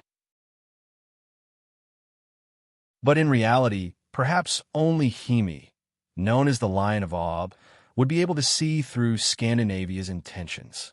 As for Carly, she was far from that stage. Is that so? Carrie's gaze fell on the list of people who were going to visit Ob. She noticed that after Audrey saw's name, there was another name, Kai Britannia's name. Why is he on this list? At the banquet, Carrie had seen the scene of Ray Minkai and Bernard holding hands. Under the influence of this scene, Carrie inevitably saw Ray Minkai as someone who had already joined the Eurasian Federation. It is said that he is the Night Guardian of Miss Audrey SS. Night Guardian? Carrie's eyes widened slightly. She seemed to be surprised by the name of Night Guardian. This is the official name for Kai Britannia. Miss Carrie. Zasaka coughed slightly, reminding Carrie not to let her imagination run wild. When he first heard the Scandinavian official's name for Ray Minkai, Zasaka had a similar reaction. He never thought that in this era where humans had already set foot in the universe, there would still be such an ancient name. Is that so? Forget it. He is also on the list of people who are going to visit Ob. This means that this country has no intention of joining this war. Suddenly, Carrie felt that she had acted too rashly. During this period of time, Scandinavia had been magnanimous and allowed Carly to visit as much as she could. However, when Carly thought about it, she couldn't help but feel that the rude woman, Madame Rose, had hit the nail on the head. She's just a reckless wild girl with the halo of a princess. Zasaka, let's get ready to go back. Yes, Miss Carey. The next day, at the Scandinavian capital airport, the Scandinavian diplomatic delegation visiting Ob, as well as Carrie and the others who had just returned to Ob, were resting in a specially designated protected area. Carrie, who was staying in her own area, looked around and finally fixed her gaze on the Scandinavian diplomatic delegation, the man and woman. The two people who were being stared at by Carrie did not seem to care about the gazes from around them. They continued to talk to each other. Kai, I heard from Astrid about the itinerary this time. Is there really no problem on your side? Lux knew about the deal between Ray Minkai and the Eurasian Federation. No. At the end of the day, it will take at least 2 months for them to take action. With such a long time, there will naturally be a lot of variables. So, before that, what we need to do is to solve the problem on our side. Is it that island? Lux did not know the truth about the island. The only thing she knew was that there might be the truth about the imposter on the island. Yes. Ray Minkai nodded and did not say anything else. Ray Minkai did not tell anyone about the imposter. Even Jormungand, who discovered this information, was only at the level of a clone. The involvement of the librarian was too great. Ray Minkai would only decide whether to tell Lux the truth behind the mystery after the truth gradually became clear. And these considerations also gradually sank into Ray Minkai's heart with the roar of the passenger plane to Ob. It was not until the truth arrived that the moment was revealed. The other side of the earth was still shrouded in darkness. Asha's house. Tommy Nara Asha, who had been busy with work, had a rare night of leisure. He returned to his long-lost home, sat on the balcony, and quietly looked at the brilliantly lit city in the distance. In this world, gradually engulfed by war, there are not many scenes of the brilliantly lit city at night. The night breeze from the seaside set off ripples on the red wine in the wine glass, and the tablecloth on the small table below fluttered. But these movements did not attract Tommy's attention. His attention seemed to be in the sky, on the colonial satellite group that, even if it stayed on the distant L5, could still see a trace of light in the night sky of the earth. Sammy moved his lips, but no words came out. He knew that as this battlefield progressed, no country could escape the clutches of war, either become a part of either side, or be pushed into the abyss of eternal damnation by either side, and then become nourishment for the other side, burning this war even more horrifying. The sound of the door being knocked suddenly came. Simi slowly withdrew his gaze. "Come in." When the sound of the door being opened fell, a familiar and steady voice followed closely. "Excuse me, master. Just now, Sasaka sent back a message." Opening the door, the old butler who had served the Asha family for decades walked in. "Oh!" Surprise flashed in Tommy's eyes, and then he nodded. "Right now, Ms. Carley is returning to ABO together with the Scandinavian diplomatic group that was visiting ABO. Is that so?" For some reason, Simi first heaved a sigh of relief and then sighed. Chimi naturally knew what her daughter was like. "Get ready. Hopefully, our Carly will be able to invite our new friend home." "Yes, Master Tommy." The bright stars in the night sky gradually moved until the dawn in the east slowly rose. The passenger plane from the extreme north of the Earth finally slowly landed in Obe's capital airport. Looking at the spectacular airport outside the window, looking at the busy crowd and the guidance vehicle, Ray Minkai couldn't help but breathe a sigh of relief. It was clear that the previous plane crash had cast a shadow over Ray Minkai. Sitting on this defenseless passenger plane, Ray Minkai always felt a little uneasy, afraid that the previous crash would happen again. Fortunately, everything was normal. "I didn't expect this to be just a crash. Is it worth it to make you so scared?" White Cat Zero's ridicule quietly sounded. "Yes. After all, there is a psychological shadow. But at least this time, there was no accident." "But why did you follow?" "Isn't it good for you to stay in Scandinavia and watch Baku?" White Cat Zero's original plan was to stay in Scandinavia to watch Baku and supervise the repair progress of the Dark Assault, but these plans were disrupted at the moment of departure. Those things can be done casually. Baku was placed in a place where no one would ever find it, and the pitch-black assault would be left to the group of humans. "I'm a little concerned about this." White Cat Zero's voice seemed to be a little fearful. "Concerned?" "Yes. I feel that something is emitting an aura that makes me feel disgusted." "Disgusted? Fragments?" "No, I don't know. It's just that I feel disgusted." Ray Minkai's mind showed the white cat Zero waving its claws, as if it was driving away something that made him extremely uncomfortable. "Is it that island? I don't know, but it's very likely." It seemed that this trip to Aubrey was indeed necessary. Through the porthole, Ray Minkai could clearly see the many reporters gathered in the terminal building. In front of these reporters, the man known as the Lion of Obe was standing there, waiting for the arrival of the Scandinavian diplomatic delegation.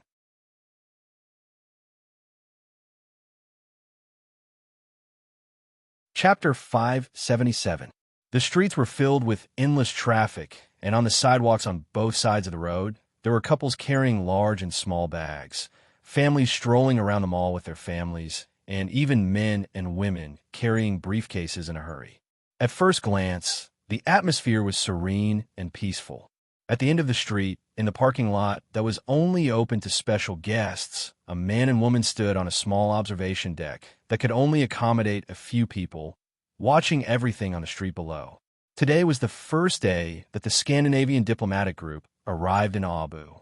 After the welcoming ceremony held by Jimmy to welcome the Scandinavian diplomatic group, the person in charge of the Scandinavian diplomatic group had a discussion with Lakis. The official communication would be handled by the Scandinavian representatives, while Lakis and Ray Minkai would pay a friendly visit to Abu in the name of thanking Abu for sending a representative to attend the banquet. However, the purpose of this friendly visit was to free Ray Minkai and Lakis from the cumbersome diplomatic procedures, allowing them to move freely in Abu, which was also a neutral country. "So you're all here. Is there anything interesting down there?" While Ray Minkai and Lakis were observing the street below, Carrie's voice sounded from behind. Ray Minkai turned around and saw a scene that was no surprise to him. After changing into her military uniform, Carrie's actions were even more careless than when she wore her formal dress. Her actions did not show any signs of having received etiquette education. "Good morning, Carrie." Looking at the manly Carrie, Lakis smiled. At this moment, Lakis's words and actions were more princess-like than Carrie, the daughter of the Prime Minister. Under Lakis' invisible aura, Carrie was clearly taken aback for a moment. Then, she subconsciously restrained her boisterous behavior. Ahem. In order to cover up her stiff movements, Carrie coughed and continued.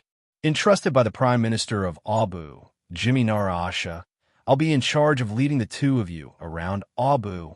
Please give me your guidance. Seeing this, Ray Minkai and Lakis looked at each other and smiled. They were not surprised. In the public list of children of Abu's leadership, Carrie was the only one who was similar in age to Ray Minkai and Lakis and had interacted with them. Therefore, only Carrie could be sent to receive the two of them. Of course, putting aside their interactions, there were children of Abu's leadership who were similar in age to Ray Minkai and Lakis. However, due to various reasons, the second generation of Abu's leadership would not be one of the top choices for the mission. Thank you very much. We're very happy to see you again. Carly, I didn't expect you to be the daughter of Prime Minister Jimmy. Lakis had said the same thing during the welcoming ceremony yesterday, but Carrie still felt a little embarrassed when she heard it again. Fortunately, Sasaka, who had been following behind Carly all this while, spoke up in time to help Carly out of this situation. Ms. Carrie, it's not early. The Dawn Society has already made arrangements. Oh, right? It's not early. If Kai, Audrey, you don't have any objections, let's go. Let's had also heard the name that Sasaka had mentioned. Okay, I just don't know where our first stop will be. Carrie chuckled and glanced at Lei Mingkai, whether intentionally or not. Our first stop is Dawn Society. It's the industrial group responsible for developing Abu's defense equipment. Dawn Society. After the battle that caused the entire colonial satellite to collapse, Dawn Society's upper echelons continued to send out requests. They invited scrap merchants from all over the world to recover the industrial equipment and data on the collapsed land. Paul Jewell, the man who claimed to have the luckiest man in the universe, was naturally one of them. Among the many scrap merchants who participated in the recovery of the colonial satellite's industrial equipment and data, his spoils of war were exceptionally dazzling. It was a new MS that was currently at the forefront of the world attention. Since Zaft used the first MS in human history, and Jean completed a counterattack against the Earth Union, who had an overwhelming advantage before the war, the world attention was focused on whether the Earth Union would develop a new MS. Therefore, in the collapsed land, Luo, the luckiest man in the universe, got the two bodies called Heresy. The blue Heresy was given to Tsung Yunming. The red Heresy was left to himself and became his beloved machine.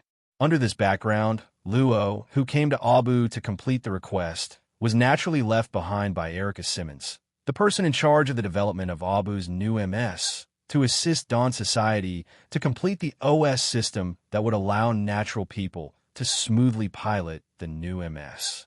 Luo had no objection to this. Anyway, for him, this was a new request, and naturally, there would be a lot of income. Luo, how are the preparations? In the central control room of the experimental center, Erica Simmons, the person in charge of the development plan, opened the communication and asked Luo, who was sitting in the cockpit of Abu's new MS, there are still some steps left. Wait a minute. Don't worry. We can take it slow. Erica Simmons has suffered a lot of setbacks in the development of the OS program used by natural people, so she's not in a hurry. Moreover, today Dawn Society also welcomed a distinguished guest. Erica Simmons didn't seem to want the distinguished guest to see the embarrassment of Dawn Society, which is responsible for the construction of Abu's national defense. Time passed by little. Staying in the cockpit of the new MS, Luo was still cooperating with his AI Little Hatchie to debug the newly written OS program, trying to find bugs hidden in many programs, and making the OS program as feasible and perfect as possible. Under this concentration, the atmosphere in the entire central control room gradually became focused and serious, and everyone was devoted to their work. At this time, the automatic door of the central control room opened. The sound of the door opening attracted Erica Simmons' attention. As her eyes moved, she saw the face of the girl who took the lead in entering the central control room. Carly Yura Ashar, the person leading the distinguished guest today, is her? Erica Simmons was naturally no stranger to the girl's face. It's just that she didn't expect that today's visit would be led by Carly. Good afternoon, Director Simmons. These two are the distinguished guests who came to our audiobook yesterday. This is Audrey Sass, and this is Kay Brittany. Carly first introduced the two distinguished guests behind Erica Simmons, then turned to introduce Erica Simmons to the two distinguished guests. Audrey Kai, this is Director Erica Simmons of our Aubrey Twilight Society. Erica Simmons. When Carly introduced her, Raymond Kai's eyes moved away from Erica Simmons' face and looked behind her, the huge space behind the thick glass. A steel giant with a shape very similar to a certain MS in Raymond Kai's memory was standing there quietly. M1 Heresy. This is the latest MS developed by Abu alone. It was exposed in front of Raymond Kai and Lux. In the blink of an eye, Raymond Kai's eyes retracted from the M1 Heresy and fell on Erica Simmons, who was talking to Erica Simmons. Most likely, the innocent Abu Princess Erica was used. Kai, Lux called out softly. Presumably, Lux also understood the situation. To be so open about the development of the latest MS in their country in front of foreign distinguished guests, no one would believe that there was nothing behind it. Ray Minkai waved his hand slightly, telling Lux to calm down, and waited for the Dawn Society to continue. If Ray Minkai's speculation was correct, from the moment the M1 Heresy was exposed, the mastermind behind the scenes who used Erica as a tool should have made an appearance. Moreover, the Dawn Society did not belong to the Ashar family, but another family called the Sahak family. Okay, Director Simmons, the procedure is complete. We can enter the testing phase. At this moment, a voice sounded in the communication channel that caught Ray Minkai's attention. Rojul. The appearance of this voice reminded Ray Minkai of the time in the desert when the super lucky guy helped him repair Baku. Enter the testing phase. Ro, cheer up. Now, there are distinguished guests watching our development project. Erica Simmons gave Erica, Lux, and Ray Minkai an apologetic look and immediately went back to work. Distinguished guests? Oh, I know. Then watch me. Ro, who was focused on his work, did not notice who the distinguished guest Erica Simmons was talking about was. He only nodded confidently and started the OS program of the M1 Heresy. Oh, it's moving. The moment the OS program started, the M1 Heresy, which was connected to the power source, lit up its electronic eyes. Under the watchful eyes of everyone in the central control room, it slowly moved and took its first step. Boom! The moment the steel body, which weighed more than 53 tons, took its first step on the ground, everyone in the central control room seemed to feel a vibration quickly transmitted from the soles of their feet to their bodies. It's moving. The M1 Heresy's first step was very stable, and everyone could not help but look forward to the next action. However, the moment the M1 Heresy took its second step, the heavy steel body trembled violently and then fell to the ground with a loud crash, leaving everyone stunned. Sigh, it seems that it failed again. Erica Simmons sighed as she looked at her subordinates, who were scrambling to deal with the failure of the experiment. Director, wasn't it walking well just now? Erica clearly saw that the M1 Heresy's first step was so solid, but it fell to the ground the moment the M1 Heresy took its second step. This made Erica a little puzzled.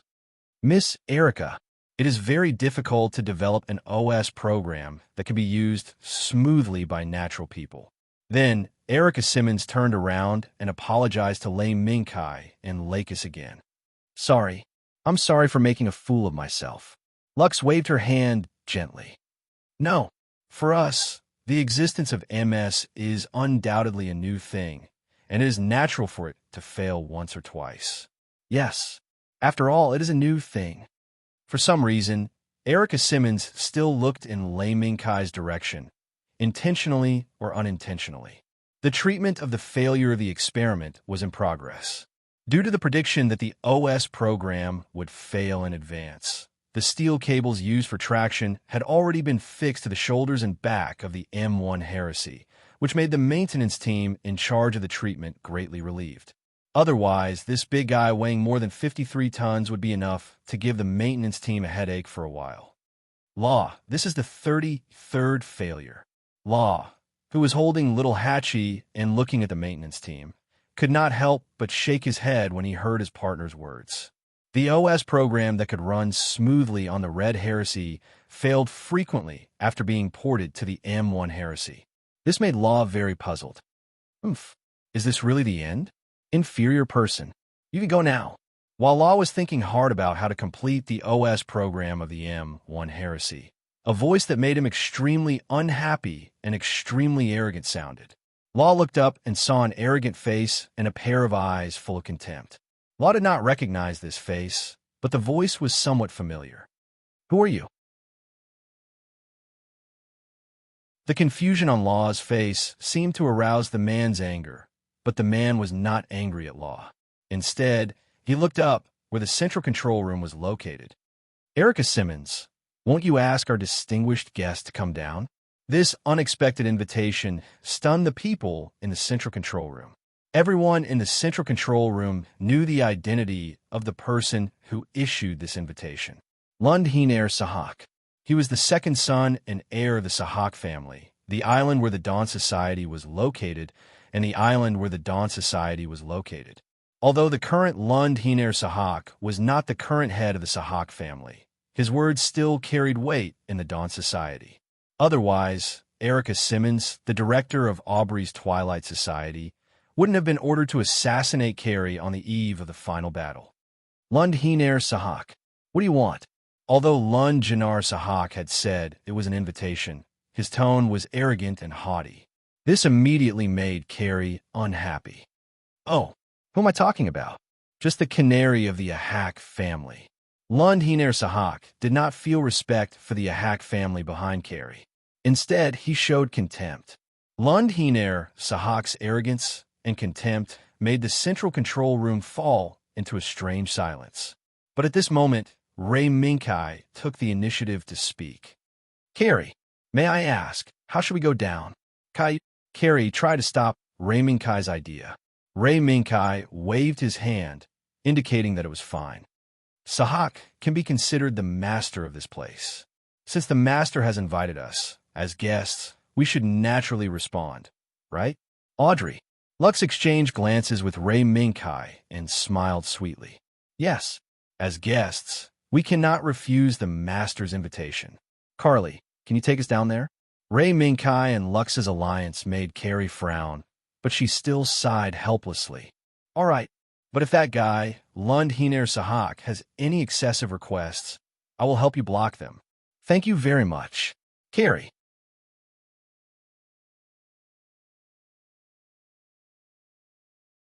Chapter 578. We meet again. Law. Law looked at the white mask that appeared in front of him. Although the person wearing this white mask gave him a very familiar feeling, the face covered by the mask made Law unable to remember the identity of the person behind the mask for a long time. How? It's been a long time. Don't you remember me? Law. Baku in the desert. Ray Minkai looked at the puzzled Law with a smile and gave a hint. Sure enough, at the moment this hint appeared, Law recognized Ray Minkai. Kay Brittany? Why are you in awe? But Law, who understood, was still puzzled. I say, Kai, why are you wearing a mask? Did you just go to a costume party? Ray Minkai shook his head slightly. When he was about to speak, someone answered for him. Covering your face with that fancy mask. Naturally, you don't want people to recognize that shameful face. The arrogant voice sounded again, making Law frown. He didn't know why this extremely arrogant person was targeting him, and even Ray Minkai, who had just arrived in Aub. However, in the face of this arrogance, Ray Minkai's face was indifferent. Law, it's nice to see you again, but now I have some things to deal with. After a pause, Ray Minkai smiled mysteriously. Perhaps I can even help you vent your anger. What? Law didn't react for a moment, and he didn't have time to think about it, because as Ray Minkai walked past him, Lux's voice also sounded. Long time no see. Mr. Law Jewel. You? Are you Audrey Britannia? No, that's just my alias. My name is now Audrey Sass. Is that so? Law found that today's events seemed to be beyond the scope of his imagination. Ahead, Ray Minkai, who stepped forward to face Lund Hiner Sahak, looked at him calmly and was not stimulated by Lund Hiner Sahak's provocative gaze. I've heard rumors about you. Just as Baku was able to defeat the man known as the Tiger of the Desert. Lund Zena Sahak's gaze changed as he scrutinized Ray Minkai. It was just a moment of luck. After Lund Janar Sahak recounted his experiences in the desert, the first thing that came to Ray Minkai's mind was that ever-changing face. Jormungand, Bernard, the special envoy of the Eurasian Federation, would not express goodwill to Ray Minkai for no reason. The fundamental reason was probably that Jormungand had inadvertently identified Ray Minkai as the reason for the sudden defeat of the Desert Tiger and its disappearance in the desert. That was why Bernard made such a surprising move. And Lund Janar Sahak in front of him also had an inexplicable relationship with the Eurasian Federation. Under this relationship, Lund Janar Sahak even agreed to participate in the battle to recapture Victoria Airport for the Eurasian Federation in order to let Ob survive the war. Thinking of this, it made sense that Lund Janar Sahak would know the story of Ray Minkai defeating the Desert Tiger. Anyway, it was either Jormungand playing tricks or Bernard, the special envoy of the Eurasian Federation, throughout the bait of Ray Minkai in order to provoke Lund Janar Sahak to work for the Eurasian Federation. To be honest, Ray Minkai was a little unhappy. Luck? Oomph. Lund Janar Sahak couldn't see anything from the white mask. In the end, he raised his hand behind him and said to the M1 heretic that had been pulled up and returned to its original standing position. Whether it was luck or not, I don't know. What I know is that only real gold is not afraid of fire. What do you think? Lund Janar Sahak had finally revealed his purpose. But Ray Minkai was not afraid. You want me to pilot Ob's latest machine? I didn't expect the young master of the Sahak family to be so generous as to let an outsider like me pilot your country's latest machine.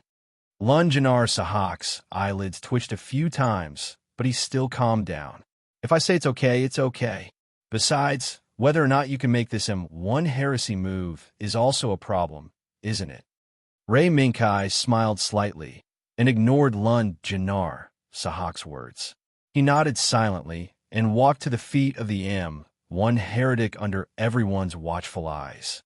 He looked up at the metal lump that only had a body and no soul. Kai, I haven't finished the OS program for this machine. Give me some time. Law, who had watched the confrontation between Ray Minkai and Lund Janar Sahak from beginning to end, shouted on the spot, trying to make Ray Minkai wait for a moment so that he could continue to optimize the OS program used by the M1 heretic. However, Ray Minkai only turned around and gave Law a thumbs up. Then he stepped on the suspension ring and slowly rose to the side of the M1 heretic's cockpit. Audrey, wait for me for a moment. I'll be done soon. Standing in front of the M1 heretic's cockpit, Ray Minkai waved at Lux, and Lux waved back at Ray Minkai and nodded in response. Lund Janar Sahak naturally saw this scene, but he looked down on Ray Minkai even more. This is the performance of the man who defeated the Desert Tiger. This scene gave Erica Simmons, who was standing in the central control room, a headache, but there was nothing she could do about it. Inform everyone to evacuate the test site. Also, get someone to bring back our distinguished guest. This scene caught Carrie a little off guard. He was obviously Audrey's distinguished guest, but he was provoked by one of Audrey's heirs to the Sahak family and did not hesitate to board the MS for a duel. What is going on? Lund Janar Sahak, is he crazy? Everyone's reactions were different, and their expressions were very interesting. But Ray Minkai was not in the mood to care about these things. After reaching out to fasten the seatbelt, Ray Minkai pulled out the keyboard from the storage compartment on the right side and pressed the start button. He was ready to start the battle that should not have happened, but was inevitable at his own pace. State 0. If you are, help me adjust the control program of the machine's legs. I need some time to program the OS for the other parts. Tisk, troublesome. Can't you just get rid of that arrogant kid? The moment the figure of the white cat State Zero appeared on Rei Mingkai's shoulder, it disappeared from the cockpit like a wisp of smoke. However, Lei Mingkai knew that State Zero, who had been nagging, had already started to take action. The power was connected. The program started. The electronic eyes of Lei Mingkai's M1 Heresy, which was painted white, lit up. The OS program started normally. The energy output is normal. The nerve response unit is normal. This is when the white M1 Heresy started. The monitoring staff in the central control room monitored the various feedback signals of the M Heresy. But under the normal feedback signals, the monitoring staff exclaimed. What happened? Erica Simmons asked hurriedly.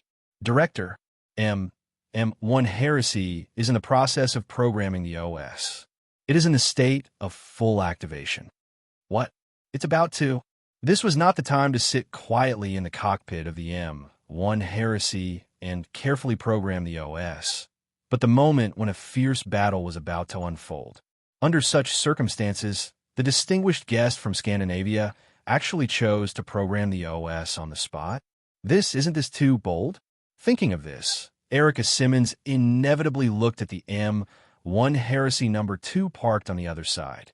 It was painted red to identify the serial number. When this airframe was designed and built, it was used by Lund Hiner Sahak to simulate the performance of the Golden Heresy that he brought back from the collapsed colonial satellite. Therefore, this airframe that looked no different from the M1 Heresy number 1, which was the airframe that Rei Mingkai was now driving, had undergone earth-shaking changes internally. It was a special OS program designed specifically for Lund Hiner Sahak. In other words, the M1 Heresy number 2 could now exert 100% of its combat power. On the other hand, the M1 Heresy number 1, Erica Simmons couldn't help but frown. If they just lost, it shouldn't cause any major problems. But if they hurt Rei Mingkai in the battle, even Jimmy, who stood behind Carly, will be put in a difficult position due to the diplomatic pressure from Scandinavia. Audrey, why don't we stop this unnecessary battle? Although Carly didn't think as deeply as Erica Simmons, she vaguely felt that they couldn't continue like this. No, Kai is confident that he can win this battle. Carly, trust me, and trust Kai. Carly's lack of confidence didn't move Lakis. Instead, she just smiled to express her confidence in Rei Mingkai. The next moment, the wind blew violently. The M1 Heresy number 2 jumped down from the stand and jumped into the air in a few jumps. It was like a rock spreading its wings as it pounced on the M1 Heresy number 1. Programming the OS on the spot? It sounds like something like that, but it's just a trick to deceive people. As the wind howled, the M1 Heresy number 2 swung its heavy fist and smashed down on the head of the M1 Heresy number 1 as if it wanted to smash the head of the number 1 Heresy. However, when the heavy fist was about to hit the head of the number 1 Heresy, it unexpectedly missed. It's gone, let alone Lund Hiner Sahak. Even Erica Simmons, Carly, Law, and the others who were watching from the sidelines couldn't clearly see the scene just now. It turned out that, at that moment, the number 1 Heresy, which stood still and waited for the M1 Heresy number 2's heavy fist to come, suddenly lowered its body and avoided the heavy fist in time. And it wasn't over yet. A black shadow flew up from below and slammed into the abdomen of the M1 Heresy number 2, causing it to fly out. If it weren't for Lund Hiner Sahak's quick reaction, the number 2 Heresy wouldn't have only rolled a few times in the air. It might have even rolled a few times on the ground before it stopped rolling. Lucky, Lund Hiner Sahak shook his head, trying to shake off the dizziness. The next second, the M1 Heresy number 2 attacked again. However, this time, it wasn't barehanded. Instead, it reached behind with its right hand, and a beam sword appeared in its hand. As the blazing particles surged out, the low rumble of the vibrating air instantly swept through the space between the two M1 Heresies. Is it for real? Rei Mingkai stared at the screen in front of him. He stared at the M1 Heresy number 2 that had already taken out its beam sword. His hands, however, were typing rapidly on the keyboard. Raymond Kai's hands turned into a blur as he typed rapidly on the keyboard. The instant the letters on the keyboard were digitized into new OS programs, the M1 Heresy No. 1 that he was piloting welcomed a brand new fate. Don't get carried away. As the M1 Heresy No. 2 swung its beam sword, streaks of blazing and dangerous sword shadows enveloped the M1 Heresy No. 1. But no matter how terrifying these sword shadows were, the M1 Heresy No. 1 remained unscathed. It strolled leisurely around the M1 Heresy No. 2 and Lundhiner Sahak's attacks. All system settings complete. All systems on standby. Activate. Lundhiner Sahak became more and more exasperated, but Ray Minkai became calmer and calmer. The moment the last character put a full stop to the new OS program, the M1 Heresy No. 1's movements suddenly changed. Fast, fast, very fast. In the blink of an eye, the M1 Heresy No. 1 broke free from the sword shadows of the M1 Heresy No. 2 and circled behind it before it could react. Boom! With just a heavy kick, the M1 Heresy was sent flying on the spot and slammed into an empty support rack. What? That's the M1 Heresy? How is that possible? Quick, bring up the power output monitoring diagram of this M1 Heresy. Erica Simmons, who watched helplessly as the M1 Heretic No. 2 that originally had the upper hand was suddenly reversed in an instant. The M1 Heretic No. 1 kicked the M1 Heretic No. 2 fiercely into the rack. Erica Simmons ordered subconsciously. Boom! Before the others could respond to Erica Simmons, the M1 Heresy No. 2 that was kicked into the support rack by the M1 Heresy No. 1 struggled to get up from the tattered support rack. It once again waved the beam sword in its hand and charged over. A futile struggle. Ray Minkai pulled the joystick in his hand and stepped on the pedals. The M1 Heresy No. 1 gently moved to the side and once again avoided the slash of the M1 Heresy No. 2. Then, the M1 Heresy No. 1 raised its hands and firmly grabbed the right arm of the M1 Heresy No. 2.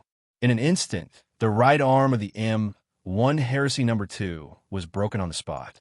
Immediately after, the blazing beam sword slowly fell to the ground. It had exhausted all its energy and rolled on the ground alone.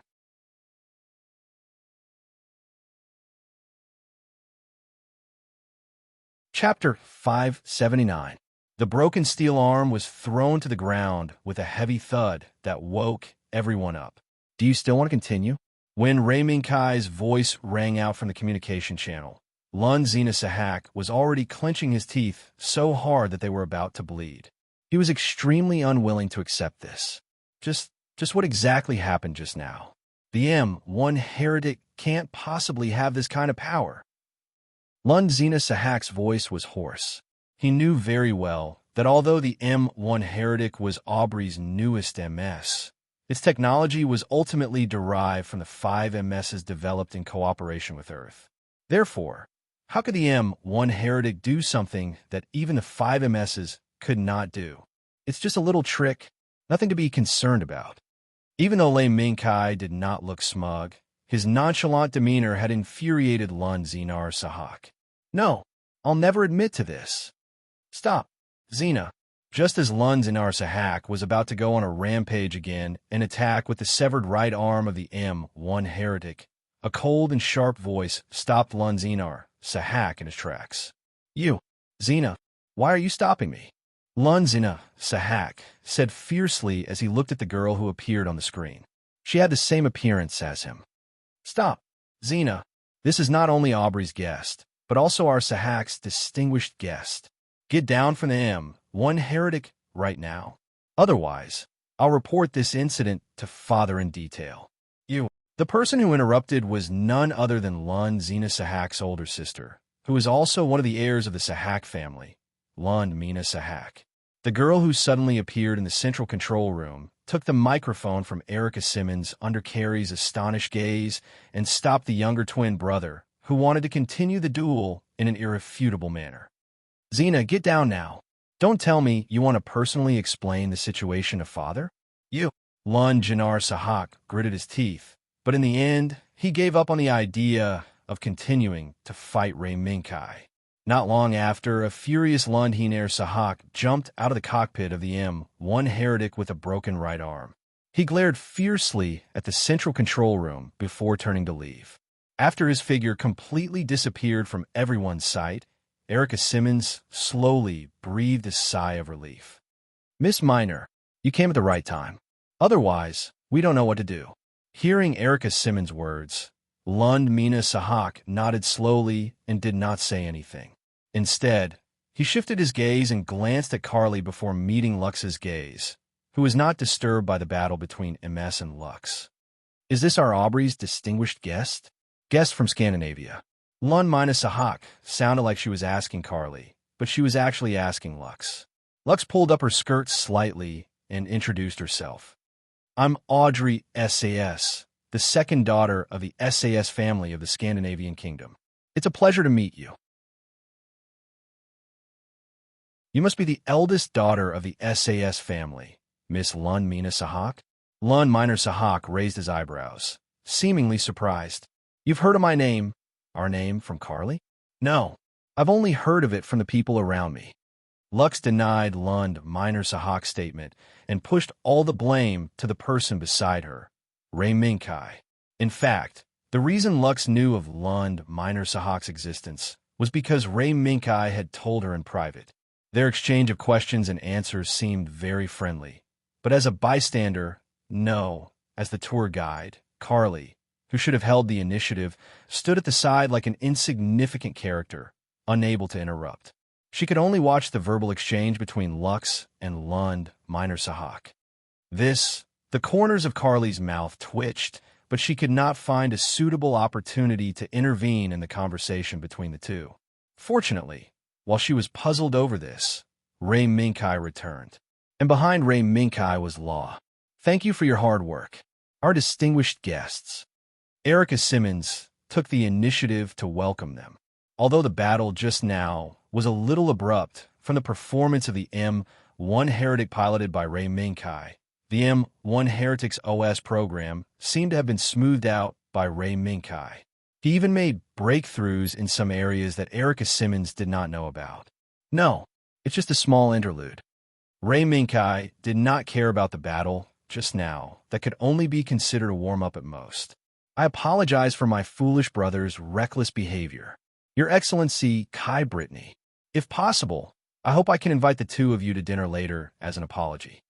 Seeing Ray Minkai's arrival, Lund Minor Sahak, who was chatting happily with Lux, took the initiative to apologize.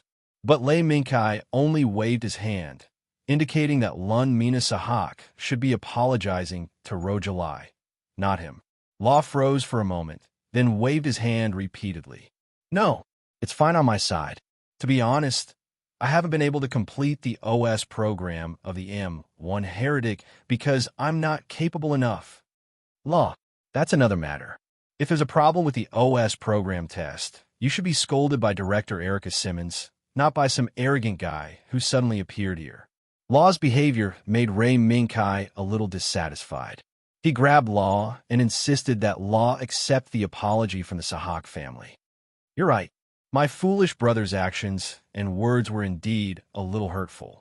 After Lund Minor Sahak learned some things from Erica Simmons, he nodded and then generously extended an invitation to Law. If Mr. Law has companions, why don't you come as well? The more people there are, the merrier the dinner.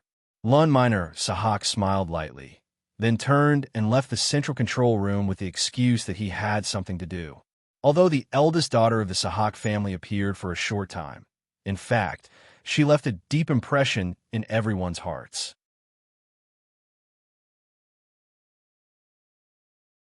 At a certain moment, Lund Minor Sahak's performance was more like a princess than the little transparent Carrie just now. Is this the eldest daughter of the Sahak family, Lund Minor Sahak? After watching Lund Minor Sahak leave, Lux cast a questioning look at Ray Minkai, and after receiving confirmation from the latter, she turned to look at Carrie, who wanted to say something but stopped and could not help but secretly shake her head. This country that claimed to be neutral in the human world did not seem to be as good on the inside as it seemed. Okay, Law, let's meet again later, okay? Carrie seemed to be affected by the incident just now and became a little hesitant, but this did not prevent Ray Minkai and Law from making an agreement to meet again later. Okay, that's good. It's rare to meet you then. See you later. I want to hear about the mask on your face. Law agreed to Ray Minkai's agreement, and after saying goodbye to Erica Simmons, he turned and left. Originally, according to the commission, Law would not have been able to leave the Dawn Society so quickly. However, due to Lei Minkai's intervention, there seemed to be a solution to the M1 Heretics OS program. Law's commission became less important. Of course, Law would still get the reward he deserved, and it might even be more than the original. Today really made me break out in a cold sweat. But, Your Excellency Britannia, I wonder if you can tell me what happened in that moment just now? Erica Simmons breathed a long sigh of relief after Lund Mina Sahak and Law left one after another. But even though she was relieved, she still could not let go of the strange scene that had just happened. It's just a little trick. Through the OS program, the M1 Heretics power output was doubled or tripled in an instant, but the price was that the M1 Heretics power unit was overloaded. Now, I'm afraid the power unit of that body has to be replaced. What? When Erica Simmons heard this, she immediately turned back to the console, pushed away her subordinates, and personally checked the state of the M1 Heretic. As a result, as Ray Minkai said, the power unit of the M1 Heretic was almost scrapped and could no longer be used. This, if young Master Gene Na still wants to continue fighting just now, then I'm afraid I have to admit defeat, right? Ray Minkai spread out his hands and said frankly, of course, if Lund Jener Sahak insisted on continuing the fight, he would be the one to lose. The power unit of the M1 Heretic was scrapped because Ray Minkai didn't want to give the key technology to Aubrey. Is that so? Then I know. Then, Erica Simmons understood something, but she didn't point it out. The most important thing at the moment was still the OS program of the M1 Heretic. The OS program of that body has been debugged. If you guys are willing to put in some effort, the OS program suitable for humans won't be too far away.